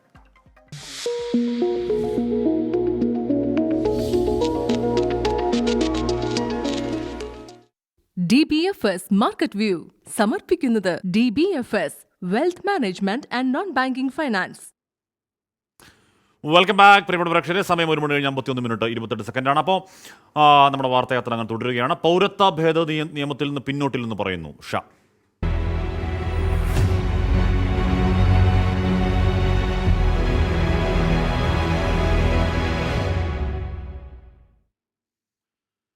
പൗരത്വ നിയമ ഭേദഗതിയിൽ നിന്ന് പിന്നോട്ടില്ല എന്ന് ആവർത്തിച്ചു കേന്ദ്ര ആഭ്യന്തരമന്ത്രി അമിത്ഷാ. നിയമഭേദഗതി മുസ്ലിം വിഭാഗത്തിനെതിരെന്ന വാദം തെറ്റെന്നും ആഭ്യന്തരമന്ത്രി പറഞ്ഞു. അമിത്ഷായുടെ പ്രസ്താവനയ്ക്കെതിരെ പ്രതിപക്ഷ നേതാക്കൾ രംഗത്തെത്തി. CAA-ക്കെതിരെ വിദ്യാർത്ഥി യുവജന പ്രക്ഷോഭങ്ങൾ തുടരുകയാണ്. പൗരത്വ നിയമത്തിനെതിരെ പ്രതിപക്ഷ പാർട്ടികൾ പ്രതിഷേധവും നിയമ നടപടിയും തുടരുന്നതിനിടെയാണ് കേന്ദ്ര ആഭ്യന്തരമന്ത്രി നിയമത്തിൽ നിന്ന് പിന്നോട്ടില്ലെന്ന നിലപാട് ആവർത്തിക്കുന്നത്. പൗരത്വ നിയമം നടപ്പാക്കുന്നതിൽ ന്യൂനപക്ഷങ്ങളോ മറ്റ് വിഭാഗങ്ങളോ ഭയപ്പെടേണ്ടതില്ല. നിയമം നടപ്പാക്കാതിരിക്കാൻ കേരളം ഉൾപ്പെടെയുള്ള സംസ്ഥാനങ്ങൾക്ക് കഴിയില്ലെന്നും അമിത്ഷാ പറഞ്ഞു. CAA के कानून को भारतीय जनता पार्टी की सरकार लाई है, नरेंद्र मोदी सरकार लाई है. इसको रिपील करना असंभव है. हम पूरे देश को जागरूक करेंगे और रिपील करने वालों को कहीं पर स्थान ही न मिले ऐसी स्थिति होगी. അധികാരത്തിലേക്ക് തിരിച്ചെത്തില്ലെന്നറിയുന്നതിനാലാണ് പൗരത്വ ഭേദഗതിയെ വോട്ട് ബാങ്ക് ലക്ഷ്യം വെച്ചുള്ള നീക്കമാണെന്ന് പ്രതിപക്ഷം വിമർശിക്കുന്നതെന്നും അമിത്ഷാ കൂട്ടിച്ചേർത്തു. പ്രതിപക്ഷം പ്രതിഷേധം കടുപ്പിക്കുമ്പോൾ നിയമത്തിൽ ബോധവൽക്കരണം നടത്താനാണ് കേന്ദ്ര സർക്കാർ നീക്കം. CPIM-ഉം TMC-യും അമിത്ഷായുടെ പ്രസ്താവനയ്ക്കെതിരെ രംഗത്ത് വന്നു. ഡൽഹിയിലും അസമിലും നിയമത്തിനെതിരെ വിദ്യാർത്ഥി പ്രക്ഷോഭം തുടരുകയാണ്. 24 ഡൽഹി. സമയം 1:57. ഇപ്പോൾ വരുന്ന വാർത്ത. സ്കൂൾ ഉച്ചഭക്ഷണ പാചക തൊഴിലാളികൾക്ക് വേതനത്തിനായി 16.31 കോടി രൂപ അനുവദിച്ചതായി ധനമന്ത്രി KN ബാലഗോപാൽ പറയുന്നു. പദ്ധതിക്ക് കേന്ദ്രവിഹിതം നിഷേധിക്കുന്ന സാഹചര്യത്തിലാണ് സംസ്ഥാന നടപടി എന്നും പറയുന്നു. കേന്ദ്രാവിഷ്കൃത പദ്ധതിക്ക് കേരളം ഈ വർഷം 138.83 കോടി രൂപ നൽകി എന്ന് പറഞ്ഞാൽ വലിയ സന്തോഷമുണ്ടാക്കുന്ന വാർത്തയാണ്. കാരണം ഒരുപാട് ഉച്ചഭക്ഷണ പാചക തൊഴിലാളികൾ നമ്മുടെ കമന്റ് ബോക്സിലടക്കം വന്ന് ശമ്പളം കിട്ടാത്ത കാര്യം വലിയ വേദനയോടെ പറയുന്നുണ്ടായിരുന്നു. അപ്പോൾ മാത്രമല്ല നമ്മുടെ പ്രേക്ഷകരുടെ സംസ്ഥാന സമ്മേളനത്തിന് ഒരു ചേച്ചി ഒരു ചെറിയ ഞാൻ പ്രേക്ഷകരെ കാണിച്ചാണ് ഒരു ചെറിയ കുറിപ്പടിയിൽ ഇതെഴുതി തന്നതാണ്. അപ്പോൾ അവർക്ക് ശമ്പളം കിട്ടാൻ ഏറ്റവും ജെന്യൂനായിട്ടുള്ള എല്ലാവരും ജോലി ചെയ്ത ശമ്പളം കിട്ടാൻ അർഹതപ്പെട്ടവരാണ്. പക്ഷേ അവർ ഇപ്പോൾ തുച്ഛമായ ശമ്പളമാണ്, അത് കിട്ടാൻ അങ്ങേയറ്റം അർഹതപ്പെട്ടവരാണ്. കിട്ടട്ടെ, ആ പൈസ അവർ കിട്ടട്ടെ. ഉഷാ സുയിത് പറയുകയാണ്, എന്ത് ഇലക്ഷൻ വാർത്തകളുണ്ടെങ്കിലും 24-ന്റെ ടോപ്പ് മോസ്റ്റ് റിലാക്സിംഗ് പ്രോഗ്രാംസാണ് ജനകീയ കോടതിയും അവതാരപ്പുലികളും, അത് മറക്കണ്ട. ഇല്ലേജ് മറക്കുന്നില്ല എന്ന് പറഞ്ഞു കഴിഞ്ഞാൽ നമ്മളൊരു ചെറിയ ഇലക്ഷനൊക്കെയാണ്, ഇലക്ഷൻ ഡെവലപ്മെൻറ്റ് വരുന്ന സമയത്ത് ഒരു താൽക്കാലിക അഡ്ജസ്റ്റ്മെൻറ്റ് എന്നുള്ളതേ ഉള്ളൂ. തിരിച്ചു വരും പൂർവാധികം ശക്തിയോടെ. തൽക്കാലം വൈദ്യുതി നിയന്ത്രണമില്ല.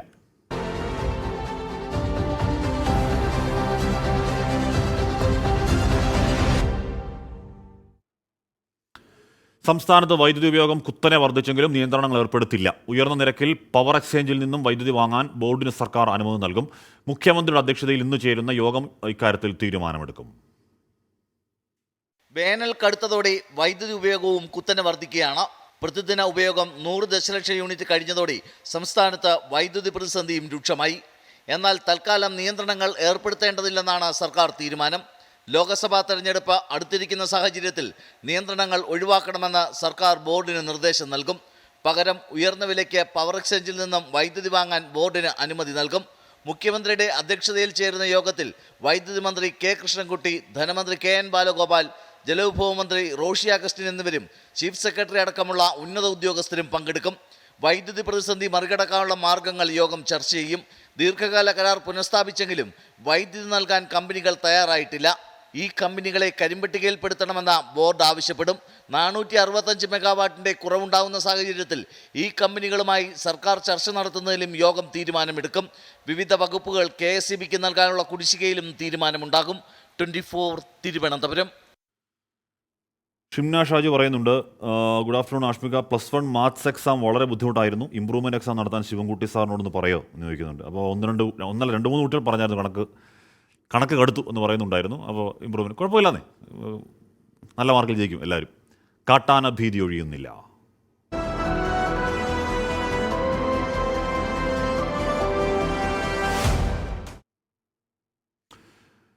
സംസ്ഥാനത്ത് അറുതിയില്ലാത്ത വന്യജീവി ആക്രമണം തുടരുകയാണ്. ഇടുക്കി ചിന്നക്കനാൽ 301 കോളനിയിൽ ചക്കക്കൊമ്പൻ വീട് തകർത്തു. എറണാകുളം ഭൂതത്താൻകെട്ടിന് സമീപം റോഡിന് കുറുകെ ചാടിയ മ്ലാവ് ബൈക്കിടിച്ച് യുവാവിന് പരിക്കേറ്റു. പത്തനംതിട്ട സീതത്തോട്ടിൽ യുവാക്കളെ കാട്ടാനക്കൂട്ടം ആക്രമിച്ചു. ചിന്നക്കനാൽ 301 കോളനി സ്വദേശി ഗോപിനാഗന്റെ വീടാണ് ചക്കക്കൊമ്പൻ എന്ന കാട്ടാന പുലർച്ചെ തകർത്തത്. വീട്ടുസാധനങ്ങൾ തകർത്ത ആന അകത്ത് സൂക്ഷിച്ചിരുന്ന അരിയും ഗോതമ്പും ഭക്ഷിച്ചു. ആനയുടെ ശല്യം രൂക്ഷമാകുന്നുവെന്നാണ് നാട്ടുകാരുടെ പരാതി. ഞങ്ങളിനി ജീവിക്കണമെന്ന് സർക്കാരിനോട് തന്നെ ഞങ്ങൾ ചോദിക്കുകയാണ്. എന്നത്തിനും ആദിവാസികളെന്ന് പറഞ്ഞ് കുറേ പേരെ ഞങ്ങൾ ഇവിടെ കൊണ്ടുപോയിട്ടിട്ട് ഞങ്ങളെ അന്വേഷിക്കുന്നില്ല, ഒരു അന്വേഷണവും ഇല്ല. ഞങ്ങൾ പ്രാണം കൈ പിടിച്ചാണ്. ഞങ്ങൾക്ക് ഒരു പണിക്ക് പോകാൻ പറ്റത്തില്ല. ഇന്ന് പണിക്ക് പോയതാ, ഈ ആന കാരണം ഞങ്ങൾക്ക് പണിക്ക് പോലും പോകാൻ പറ്റത്തില്ല. എന്താ ഞങ്ങൾ ചെയ്യേണ്ടതെന്ന് സർക്കാർ തന്നെ പറയട്ടെ. എറണാകുളം ഭൂതത്താൻകെട്ടിന് സമീപം റോഡിന് കുറുകെ ചാടിയ മ്ലാവ് ബൈക്കിലിടിച്ച് KSRTC കണ്ടക്ടറായ ബേസിലിന് പരിക്കേറ്റു.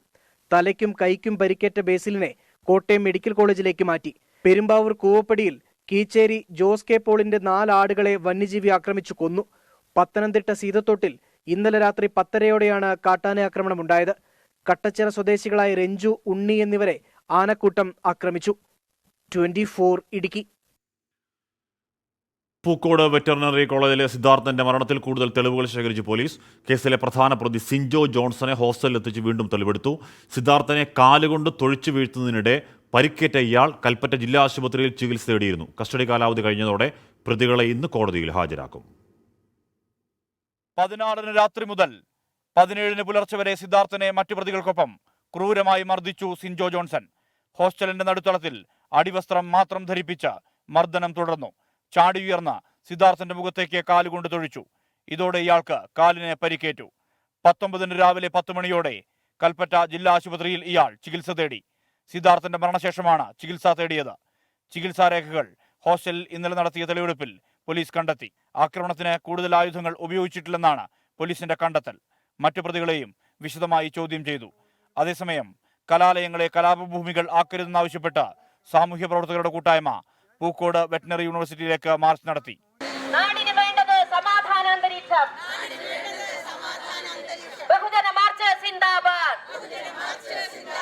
18 വയസ്സായ കുട്ടികളെ അല്ലെങ്കിൽ 18 വയസ്സായ യുവതികളെ, യുവാക്കളെ നമ്മൾ അത്തരം കാര്യങ്ങളിലൊന്നും നിയന്ത്രിക്കുന്നില്ല. പക്ഷെ അതിലൊരിടത്തും വയലൻസ് പാടില്ല.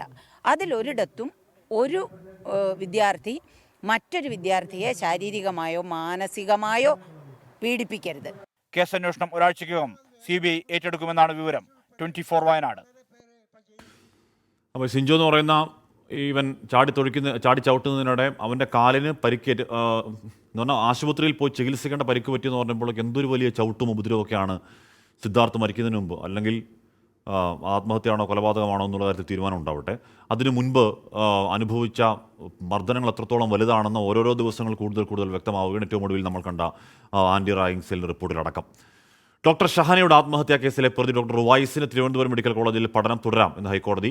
PG പഠനം വിലക്കിയ ആരോഗ്യ സർവകലാശാല ഉത്തരവ് ഹൈക്കോടതി സ്റ്റേ ചെയ്തു. ഒരാഴ്ചയ്ക്കകം ഡോക്ടർ റുവൈസിന് PGക്ക് പുനഃപ്രവേശനം നൽകണമെന്നും ഹൈക്കോടതി കോളേജ് പ്രിൻസിപ്പലിന് നിർദ്ദേശം നൽകി. ഡോക്ടർ ഷഹനയുടെ ആത്മഹത്യാ കേസിൽ പ്രതി ചേർക്കപ്പെട്ടതിന് പിന്നാലെ ഡോക്ടർ റുവൈസിനെ തിരുവനന്തപുരം മെഡിക്കൽ കോളേജ് പ്രിൻസിപ്പൽ നേരത്തെ സസ്പെൻഡ് ചെയ്തിരുന്നു. തീരുമാനം പുനഃപരിശോധിച്ച് 2 ആഴ്ചയ്ക്കകം പുതിയ തീരുമാനമെടുക്കണമെന്നായിരുന്നു ഹൈക്കോടതിയുടെ ആദ്യ നിർദ്ദേശം. എന്നാൽ തിരുവനന്തപുരം മെഡിക്കൽ കോളേജ് പ്രിൻസിപ്പൽ പ്രതിയുടെ സസ്പെൻഷനിൽ ഉറച്ചുനിന്നു. സസ്പെൻഷൻ തുടരാനുള്ള പ്രിൻസിപ്പലിന്റെ തീരുമാനത്തിനെതിരെ ഡോക്ടർ റുവൈസ് നൽകിയ അപ്പീൽ ആരോഗ്യ സർവകലാശാല തള്ളി. ഈ തീരുമാനം ചോദ്യം ചെയ്ത് ഡോക്ടർ റുവൈസ് വീണ്ടും ഹൈക്കോടതിയെ സമീപിച്ചു. തുടർന്നാണ് സസ്പെൻഷൻ നടപടി ശരിവെച്ച ആരോഗ്യ സർവകലാശാലയുടെ തീരുമാനം ഹൈക്കോടതി സ്റ്റേ ചെയ്തത്. ഡോക്ടർ റുവൈസിന് ഒരാഴ്ചയ്ക്കകം തിരുവനന്തപുരം മെഡിക്കൽ കോളേജിൽ പ്രവേശനം നൽകണമെന്നാണ് ഹൈക്കോടതിയുടെ നിർദ്ദേശം. ഡോക്ടർ റുവൈസ് വീണ്ടും ക്യാമ്പസിലെത്തുമ്പോഴുണ്ടാകുന്ന അനിഷ്ട സംഭവങ്ങൾ കോളേജ് അധികൃതർ തടയണം. പഠനം തുടരാനായില്ലെങ്കിൽ പരിഹരിക്കാനാവാത്ത നഷ്ടങ്ങൾ ഉണ്ടാകുമെന്ന പ്രതി റുവൈസിന്റെ വാദം അംഗീകരിച്ചാണ് ഹൈക്കോടതി സിംഗിൾ ബെഞ്ചിന്റെ തീരുമാനം. 24 കൊച്ചി.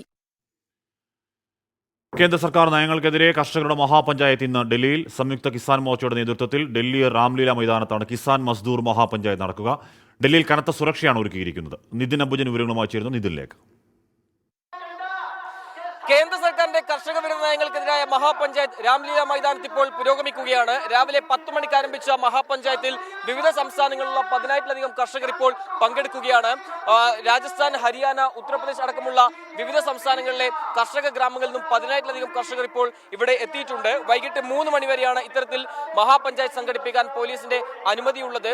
അതേസമയം ഡൽഹിയിലേക്ക് ട്രാക്ടറുകളുമായി കർഷകരെ കടത്തിവിടുന്നില്ല. കൂടാതെ സംഘടിച്ചെത്തിയ കർഷകരെ ഡൽഹിയിലെ തിക്രി, അതോടൊപ്പം ഗാസിപൂർ അടക്കമുള്ള വിവിധ അതിർത്തികളിൽ തടയുന്നു എന്ന പരാതിയും ഇപ്പോൾ കർഷകർ ഉന്നയിച്ചിട്ടുണ്ട്.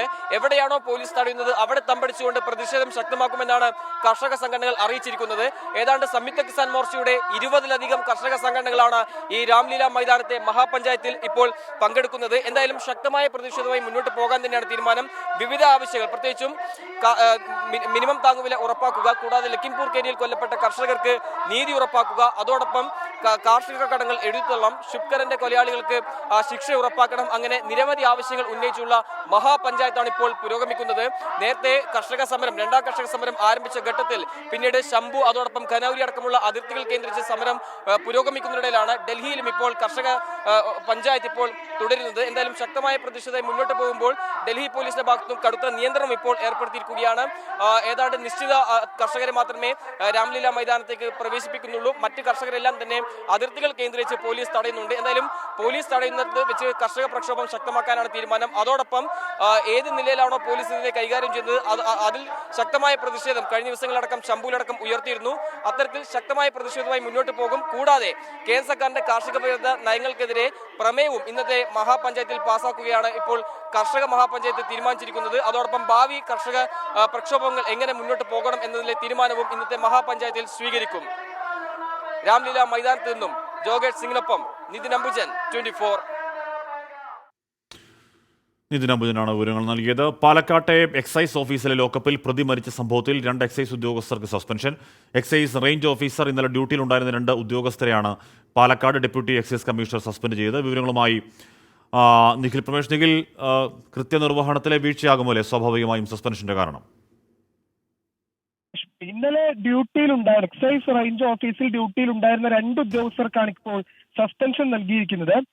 ജോലിയിൽ കൃത്യവിലോപം കാണിച്ചു എന്ന് കാണിച്ചുകൊണ്ടാണ് നടപടി. ഇവരാണ് ഈ സമയത്ത് ആ ഓഫീസിൽ ഉണ്ടായിരുന്നത്.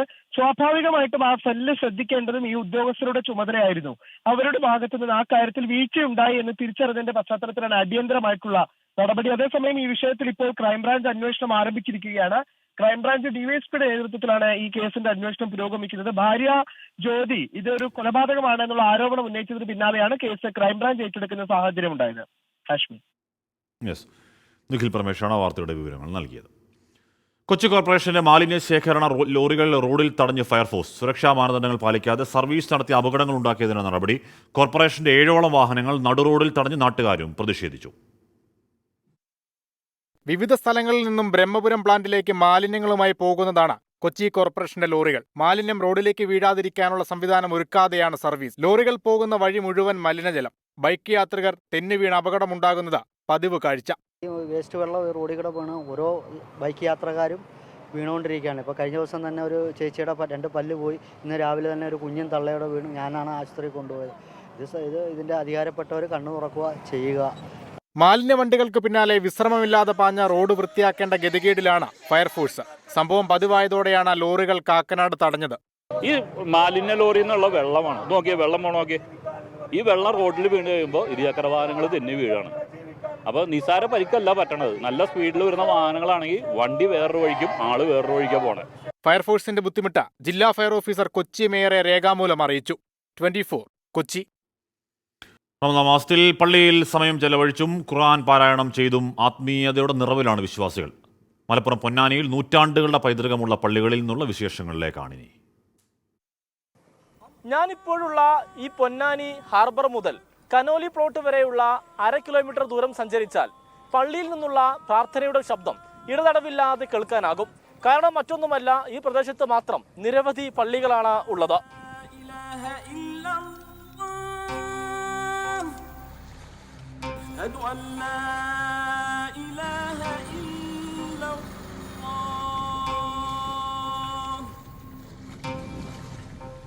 പൊന്നാനി നഗരസഭാ പരിധിയിൽ മാത്രം ഏതാണ്ട് 90ഓളം പള്ളികളുണ്ട്. ഇതിൽ 50 എണ്ണത്തിലും ജുമുഅ നമസ്കാരവും നടക്കുന്നുണ്ട്. എല്ലാ പള്ളികളിലും പ്രാർത്ഥനയ്ക്കായി ആളുകളും ഏറെയാണ്.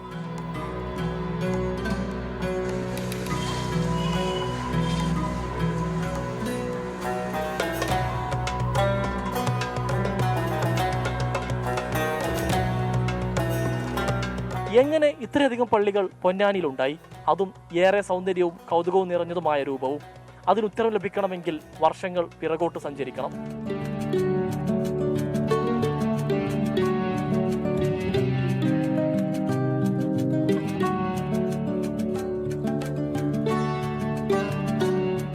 പൊന്നാനി പുരാതന കാലം മുതൽ തന്നെ ഒരു തുറമുഖ പട്ടണമാണ്, ഒരു സാംസ്കാരിക കേന്ദ്രവും കൂടിയാണ്. ഷെയ്ഖ് സൈനുദ്ദീൻ മഹ്ദൂം ഒന്നാമൻ അപ്പോൾ അങ്ങനെ പള്ളി സ്ഥാപിച്ച് കഴിഞ്ഞതിന് ശേഷം പൊന്നാനി ഒരു ഇസ്ലാമിക വൈജ്ഞാനിക വ്യാപന കേന്ദ്രമായി വളർന്നു. പൊന്നാനിയിലേക്ക് ധാരാളം മുസ്ലിങ്ങൾ വരികയും ഇവിടെ താമസമാക്കുകയും ചെയ്തു. അതിനെല്ലാം തന്നെ ഹേതുവാഹകനായത് ഷെയ്ഖ് സൈനുദ്ദീൻ മഹ്ദൂം ഒന്നാമനാണ്.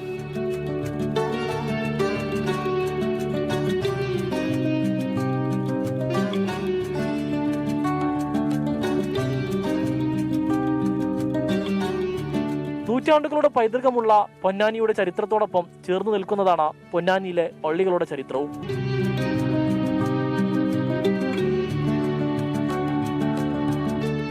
ഖുർആൻ പാരായണത്തിന്റെയും പ്രാർത്ഥനയുടെയും അലയൊലികൾ ഈ റംസാൻ കാലത്ത് വിശ്വാസികൾക്ക് വല്ലാത്ത അനുഭൂതിയാണ് സമ്മാനിക്കുന്നത് എന്നാണ് പ്രദേശവാസികൾ പറയുന്നത്. ക്യാമറാമാൻ മുഹമ്മദ് അർഷക്കിനൊപ്പം സമീർ ബിൻ കരീം, 24 തിരൂർ. ഇന്നത്തെ നോമ്പുതുറ സമയം. അൽ മുക്താദിർ ഗോൾഡൻ ഡയമണ്ട്സ് നോമ്പുതുറ സമയം സമർപ്പിക്കുന്നത് എല്ലാ ആഭരണങ്ങളും ഇപ്പോൾ പണിക്കൂലിയില്ലാതെ വാങ്ങാം. അൽ മുക്താദിർ ജ്വല്ലേഴ്സ്.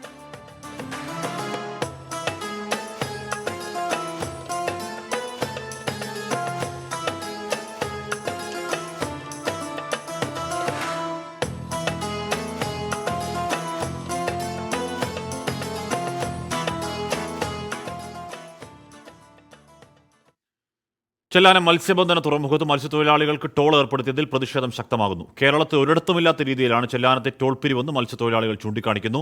6 ദിവസമായി കടലിൽ പോകാതെയാണ് മത്സ്യത്തൊഴിലാളി സമരം. പണി പൂർത്തിയാകാത്ത ചെല്ലാനം ഹാർബറിലാണ് മത്സ്യത്തൊഴിലാളികളെ ടോളിന്റെ പേരിൽ ദ്രോഹിക്കുന്നത്. പുതിയ നിരക്ക് പ്രകാരം ഓരോ ദിവസവും ഹാർബറിലെത്തുന്ന ഓരോ തൊഴിലാളിയും ഹാർബറിൽ കയറാൻ ടോൾ നൽകണം. ഒരു തവണ ടിക്കറ്റ് എടുത്ത തൊഴിലാളി ഹാർബറിന് പുറത്തിറങ്ങിയാൽ വീണ്ടും അകത്ത് കയറണമെങ്കിൽ പിന്നെയും ടോൾ നൽകണം. കേരളത്തിൽ ഒരു ചെറുകിട തുറമുഖത്തും ഇല്ലാത്ത ദ്രോഹ നടപടിയെന്ന് തൊഴിലാളികൾ. ഇത് ഞങ്ങൾ ജനിച്ചു വളർന്ന മണ്ണ, ഇത് ഞങ്ങളുടെ പരമ്പരാഗതമായ ഒരു ഗ്യാപ്പായിരുന്നു. ഇവിടെ ഞങ്ങൾ ടോള് കൊടുത്ത് അകത്തേക്ക് പ്രവേശിക്കുക എന്ന് പറയുന്നത് ഞങ്ങൾ ജനിച്ച മണ്ണിൽ ഞങ്ങൾക്ക് യാതൊരുവിധ അവകാശവും ഇല്ലാത്തതിന് തുല്യമായിരിക്കും. മത്സ്യത്തൊഴിലാളിക്കും യാനങ്ങൾക്കും ടോൾ കൊടുക്കണമെന്ന് പറഞ്ഞാൽ അതുകൂടെ ഞങ്ങൾക്ക് താങ്ങാൻ പറ്റാവുന്നതിനും മേലായിരിക്കും. അപ്പോൾ യാതൊരു കാരണവശാലും ഞങ്ങളത് അനുവദിക്കുന്നതല്ല. ശക്തമായ രീതിയിൽ തന്നെ പ്രതിഷേധവും തന്നെ ഞങ്ങൾ മുന്നോട്ട് പോകും. പുതുക്കിയ ടോൾ നിരക്കുകൾ സാധാരണക്കാരായ മത്സ്യത്തൊഴിലാളികൾക്ക് അംഗീകരിക്കാൻ കഴിയുന്നതല്ല എന്ന് തൊഴിലാളികൾ നിലപാടെടുത്തു. ഇതോടെ ചെല്ലാനത്ത് നിന്ന് 6 ദിവസമായി വള്ളങ്ങൾ കടലിലേക്ക് പോകാതെ സമരം ആരംഭിച്ചു. ഒരു 30 പേരുള്ള ഒരു വള്ളം പണിക്ക് പോകണമെങ്കിൽ നമ്മൾ ഹാർബറിൽ കയറണമെങ്കിൽ ആളുകളുടെ പാസ്സടക്കം 400 രൂപ ഒരു ദിവസം നമ്മൾ കണ്ടെത്തണം. ഒരു വികസന പ്രവർത്തനം നടത്തി വെച്ചും ഞങ്ങളെ കൊള്ള ചെയ്ത് ഞങ്ങൾക്ക് പണിയെടുക്കാൻ പറ്റാത്ത അവസ്ഥയിലേക്ക്, സാമ്പത്തിക ദുഃഖ ദുരിതങ്ങളിലേക്ക് ഞങ്ങൾ തള്ളിവിടുകയും. ചെല്ലാനത്ത് നടപ്പാക്കുന്ന പുതിയ രീതി ക്രമേണ സംസ്ഥാനത്തെ എല്ലാ മത്സ്യബന്ധന തുറമുഖങ്ങളിലേക്കും വ്യാപിപ്പിക്കാനാണ് ഹാർബർ എഞ്ചിനീയറിംഗ് വകുപ്പിന്റെ നീക്കമെന്നും ആരോപണം. വിഷയത്തിൽ മന്ത്രി ഇടപെട്ടില്ലെങ്കിൽ സമരത്തിന് രൂപം മാറുമെന്ന് മത്സ്യത്തൊഴിലാളികൾ മുന്നറിയിപ്പ് നൽകുന്നു. പണിക്ക് പോകാനായി ചെല്ലാനം ഹാർബറിൽ കിടക്കുന്ന ഒരു വള്ളത്തിൽ കയറണമെങ്കിൽ മത്സ്യത്തൊഴിലാളികൾ നൽകേണ്ട ശരാശരി ടോൾ 300 രൂപ. വള്ളത്തിന് ടോൾ വേറെയുണ്ട്. അശാസ്ത്രീയമെന്നല്ല, കൊള്ളയെന്നാണ് ഈ ടോൾ സമ്പ്രദായത്തെ വിശേഷിപ്പിക്കേണ്ടത്. തൊഴിലാളികൾക്ക് തിരിച്ചടിയാകുന്ന ഈ ടോൾ സമ്പ്രദായം സർക്കാർ പുനഃപരിശോധിക്കുക തന്നെ വേണം. ക്യാമറമാൻ അബിത്തിനൊപ്പം എസ് ശ്യാംകുമാർ, 24 കൊച്ചി. സഞ്ചാരയോഗ്യമല്ലാത്ത റോഡില്ലാത്തതിനാൽ ഇത്തവണ വോട്ട് ചെയ്യില്ല എന്ന നിലപാടിലാണ് കാസർഗോഡ് പള്ളിക്കര പഞ്ചായത്തിലെ 300ഓളം കുടുംബങ്ങൾ. 10 വർഷമായി തകർന്നു കിടക്കുന്ന റോഡിലൂടെയാണ് ഇവരുടെ യാത്ര. നിരവധി ആവർത്തി പരാതി പറഞ്ഞിട്ടും നന്നാക്കാൻ നടപടിയില്ല. ഇതോടെയാണ് വോട്ട് ചോദിച്ച് ആരും ഈ വഴിക്ക് വരണ്ട എന്ന് പറയാൻ നാട്ടുകാർ നിർബന്ധിതരായത്. കോൺഗ്രസിന്റെ സ്ഥാനാർത്ഥി പ്രഖ്യാപനം വന്നതോടെ കാസർകോട്ടെ സിറ്റിംഗ് എംപിയും പ്രചരണ ചൂടിലേക്ക് കടന്നു കഴിഞ്ഞു. ഒപ്പം ഇടതുപക്ഷം ഭരിക്കുന്ന പഞ്ചായത്തിലെ മെമ്പർമാർ ഉൾപ്പെടെയുള്ള ജനപ്രതിനിധികളും വോട്ടഭ്യർത്ഥനയുമായി വീടുകളിലേക്ക് എത്തുന്നുണ്ട്. ഈ സമയത്താണ് വോട്ട് ബഹിഷ്കരണമെന്ന ആശയം മുൻനിർത്തി തങ്ങളുടെ പ്രശ്നങ്ങൾ ഇവർ പൊതുജനമധ്യത്തിലേക്ക് സമർപ്പിക്കുന്നത്.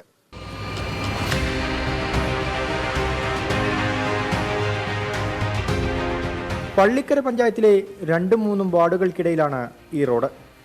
ബേക്കൽ കോട്ടയോട് ചേർന്ന് കിടക്കുന്ന ഈ പ്രദേശത്ത് വാഹനങ്ങൾക്ക് സഞ്ചരിക്കാൻ കഴിയുന്നില്ലെന്നാണ് ജനങ്ങളുടെ പരാതി. മൊവ്വൽ വാർഡിലെ ബിലാൽ നഗറും അദ്ദാഡ് വാർഡും ഉൾപ്പെടുന്ന ഈ വഴിയിലൂടെയുള്ള യാത്ര നരകതുല്യമാണെന്ന് നാട്ടുകാർ പറയുന്നു. റോഡ് കുട്ടികൾക്ക് 10-20 കൊല്ലമായി ഇപ്പോൾ റോഡ് മദ്രസയിൽ സ്കൂളിലൊന്നും പോകാൻ ഭയങ്കര ബുദ്ധിമുട്ടാണ്. പിന്നെ കുട്ടികളങ്ങനെ നായി ഇതെല്ലാം ഓടിച്ചാൽ കല്ലു ഇതെല്ലാം തടഞ്ഞ് വീണിട്ട് ഭയങ്കര ബുദ്ധിമുട്ടാണ്. അത് നമുക്കായാലും അതൊരു സുഖമില്ലാതെ ആളെ കൊണ്ടാകാൻ വരില്ല. ഒരു ഓട്ടോറിക്ഷക്കാരെ വിളിച്ചാൽ അവർ പെതിമെന്ന് ഇറക്കും. ഓട്ടോറിക്ഷക്കാർ വരത്തില്ല ഇങ്ങോട്ട്.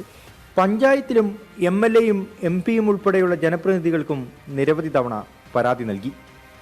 MLA പ്രദേശത്ത് വന്നു നോക്കിയെങ്കിലും നടപടിയൊന്നും ഉണ്ടായില്ലെന്നാണ് പ്രദേശവാസികളുടെ ആരോപണം. വാർഡ് മെമ്പറോടും മറ്റേ MLAയോടും എല്ലാവരോടും പറഞ്ഞു. ബ്ലോക്ക് പഞ്ചായത്ത്, ജില്ലാ പഞ്ചായത്ത് വൈസ് പ്രസിഡന്റിനോട് ആരും പറഞ്ഞിട്ട് ഒരു പ്രതികരണവും ഇല്ല. അതിൻ്റെ പേരിലാണ് ഞങ്ങൾ തീരുമാനം എടുത്തത്. ഈ വാർഡിൽ 2-ാം വാർഡിലും 3-ാം വാർഡിൽ ഈ റോഡായിട്ട് ബന്ധപ്പെട്ടവർ തെരഞ്ഞെടുപ്പ് ബഹിഷ്കരിക്കാൻ. 1 കിലോമീറ്ററോളം നീളമുള്ള റോഡ് പൂർണ്ണമായും പൊളിഞ്ഞ അവസ്ഥയിലാണ്. വാഹനങ്ങൾ പഞ്ചറാവുന്നതും തകരാറിലാവുന്നതും പതിവായി. സ്കൂൾ വാഹനങ്ങൾ ഉൾപ്പെടെ പോകുന്ന റോഡ് അപകടാവസ്ഥയിലായതോടെയാണ് വോട്ട് ബഹിഷ്കരിക്കാൻ പ്രദേശവാസികൾ കൂട്ടായ തീരുമാനമെടുത്തത്. ആരും വോട്ട് ചോദിച്ച് ഇതുവഴി വരരുതെന്ന് ഓർമ്മപ്പെടുത്തി റോഡിനിരുഭാഗത്തും വലിയ ബോർഡുകളും സ്ഥാപിച്ചു കഴിഞ്ഞു. സഞ്ചാരയോഗ്യമായ നല്ലൊരു റോഡില്ലാതെ വോട്ടില്ലെന്ന ഉറച്ച നിലപാടിലാണ് ഈ നാട്ടിലെ ജനങ്ങൾ. ബാക്കലിൽ നിന്ന് അഭിലാഷ് പള്ളിക്കരക്കൊപ്പം അരുൺ പാറക്കൽ, 24. എന്തായാലും വിലയുള്ള ഒന്നാണ് സമ്മതിദാനാവകാശം. ആ വിലയുള്ള സമ്മതിദാനാവകാശം വെച്ച് തങ്ങളുടെ ആവശ്യങ്ങൾ നേടിയെടുക്കാൻ ശ്രമിക്കുന്നത് വോട്ട് ബഹിഷ്കരണം എന്നത് കാലാകാലങ്ങളിൽ ഇലക്ഷൻ കാലത്ത് കേൾക്കുന്ന ഒരു സമര രീതിയാണ്. അതിപ്പോഴും തുടരുന്നു. തണൽ പീസ് വാലി ഫൗണ്ടേഷന്റെ പുതിയ കെട്ടിടം നിർമ്മാണത്തിന്റെ ശിലാസ്ഥാപനം എറണാകുളം ശ്രീമൂല നഗരത്ത് നടന്നു. നിർധനരായവർക്കും ചികിത്സിക്കാൻ കാശില്ലാത്തവർക്കും സഹായം നൽകുന്ന മധ്യകേരളത്തിലെ ഏറ്റവും വലിയ പദ്ധതിക്കാണ് തുടക്കമിട്ടത്. Malabar gold chairman AP Ahammed പദ്ധതിയുടെ ശിലാസ്ഥാപനം നിർവഹിച്ചു. കോഴിക്കോട് ജില്ലയിലടക്കം നിലവിൽ പ്രവർത്തിക്കുന്ന മാതൃകയിൽ ആയിരിക്കും ശ്രീമൂല നഗരത്തിലും പദ്ധതി നടപ്പാക്കുക എന്ന് തണൽ ട്രസ്റ്റ് ഭാരവാഹികൾ അറിയിച്ചു. കലോത്സവത്തിലെ സംഘർഷവുമായി ബന്ധപ്പെട്ട് സമഗ്രമായ പോലീസ് അന്വേഷണം ആവശ്യപ്പെട്ട് കേരള സർവകലാശാല രജിസ്ട്രാർ DGP കത്ത് നൽകി. വിധി നിർണ്ണയത്തിനെത്തിയ വ്യക്തിയുടെ മരണവും അന്വേഷിക്കണമെന്നും ആവശ്യം. കേരള സർവകലാശാല യൂണിയന്റെ കാലാവധി നീട്ടി നൽകില്ലെന്ന് വൈസ് ചാൻസലർ അറിയിച്ചു. വിവരങ്ങളുമായി VA ഗിരീഷ്. ഗിരീഷ്, ഒരു യുവജനോത്സവം എങ്ങനെ നടക്കരുതോ, എന്തൊക്കെ അതിൽ സംഭവിക്കരുതോ അതൊക്കെ സംഭവിച്ചൊരു കലോത്സവത്തിന്റെ ഇതിനെക്കുറിച്ചുള്ള അന്വേഷണം എങ്ങനെ വേണമെന്നാണ് ആലോചന? ഗിരീഷ്. ഹാഷ്മി, ഇക്കാര്യത്തിൽ കടുത്ത നടപടികളിലേക്ക് നീങ്ങിയാണ് കേരള സർവകലാശാല സമഗ്രമായ അന്വേഷണം, പോലീസ് അന്വേഷണം വേണമെന്ന ആവശ്യമാണ് ഇപ്പോൾ ഉന്നയിച്ചിരിക്കുന്നത്. ഇതുമായി ബന്ധപ്പെട്ട VC-യുടെ നിർദ്ദേശത്തെ തുടർന്ന് രജിസ്ട്രാർ സംസ്ഥാന പോലീസ് മേധാവിക്ക് കത്ത് നൽകിയിട്ടുണ്ട്. ഈ വിധി നിർണ്ണയത്തിലെത്തിയ വ്യക്തിയുടെ മരണവും അന്വേഷിക്കണമെന്നാണ് ഇപ്പോൾ സർവകലാശാല ഏറ്റവും പ്രധാനമായി ആവശ്യപ്പെടുന്നത്. ഇത്തരം അനിഷ്ട സംഭവങ്ങൾ ആവർത്തിക്കരുത് എന്ന ഒരു നിലപാടിലേക്കാണ് സർവകലാശാല എത്തിച്ചേർന്നിരിക്കുന്നത്. മാത്രമല്ല, ഏതെങ്കിലും തരത്തിൽ കുറ്റക്കാരായിട്ടുള്ളവർക്ക് ഒരു തരത്തിലുള്ള സംരക്ഷണവും നൽകുന്ന ഒരു നിലപാടുണ്ടാകരുത് എന്നും സർവകലാശാല ഇപ്പോൾ നിലപാടെടുത്തിരിക്കുന്നു. അതോടൊപ്പം തന്നെ കേരള സർവകലാശാല യൂണിയന്റെ കാലാവധി നീട്ടി നൽകേണ്ടതില്ല എന്നും VC ഇപ്പോൾ തീരുമാനിച്ചിരിക്കുന്നു. ഫെബ്രുവരിയിൽ യൂണിയന്റെ കാലാവധി കഴിഞ്ഞിരുന്നു. പകരം സ്റ്റുഡന്റ് സർവീസ് ഡയറക്ടർക്ക് യൂണിയന്റെ ചുമതല കൈമാറാനാണ് VC-യുടെ നിർദ്ദേശം വന്നിരിക്കുന്നത്. കാലാവധി നീട്ടുന്നതിനായി യൂണിയൻ കത്ത് നൽകിയിരുന്നു. ഇത് അനുവദിക്കേണ്ട എന്ന കടുത്ത തീരുമാനത്തിലേക്കും ഇപ്പോൾ VC എത്തിച്ചേർന്നിരിക്കുന്നു. ഹാഷ്മി. VA ഗിരീഷാണ് വാർത്തയുടെ വിവരങ്ങൾ നൽകിയത്. റീന സതീശൻ പറയുകയാണ്, ഹാഷ്മി, ഇന്നലെ ആത്മഹത്യ ചെയ്ത ഷാജി യൂണിവേഴ്സിറ്റി കോഴ ആരോപിതൻ ബാലെ നാടക ട്രൂപ്പിലെ ഞങ്ങളുടെ സഹപ്രവർത്തകരിൽ ഒരാളായിരുന്നു. ഒരിക്കലും അദ്ദേഹം കോഴ വാങ്ങില്ല. ഒരു യഥാർത്ഥ കലാകാരനെയാണ് ചിലർ ഇല്ലാതാക്കിയത്, എന്തിന് എന്ന് ചോദിക്കുകയാണ്. എന്തായാലും അങ്ങനെ കുടുംബമടക്കം പറയുന്നുണ്ട്. അതിൽ അന്വേഷണം നടക്കട്ടെ. എന്തായാലും ആത്മഹത്യ ദൗർഭാഗ്യകരമായി പോയി എന്ന തർക്കമില്ല. പ്രിയപ്പെട്ട പ്രേക്ഷകരെ, 1.5 മണിക്കൂർ നീളുന്ന നമ്മുടെ വാർത്തായാത്ര തൽക്കാലം പൂർണ്ണമാവുന്നു.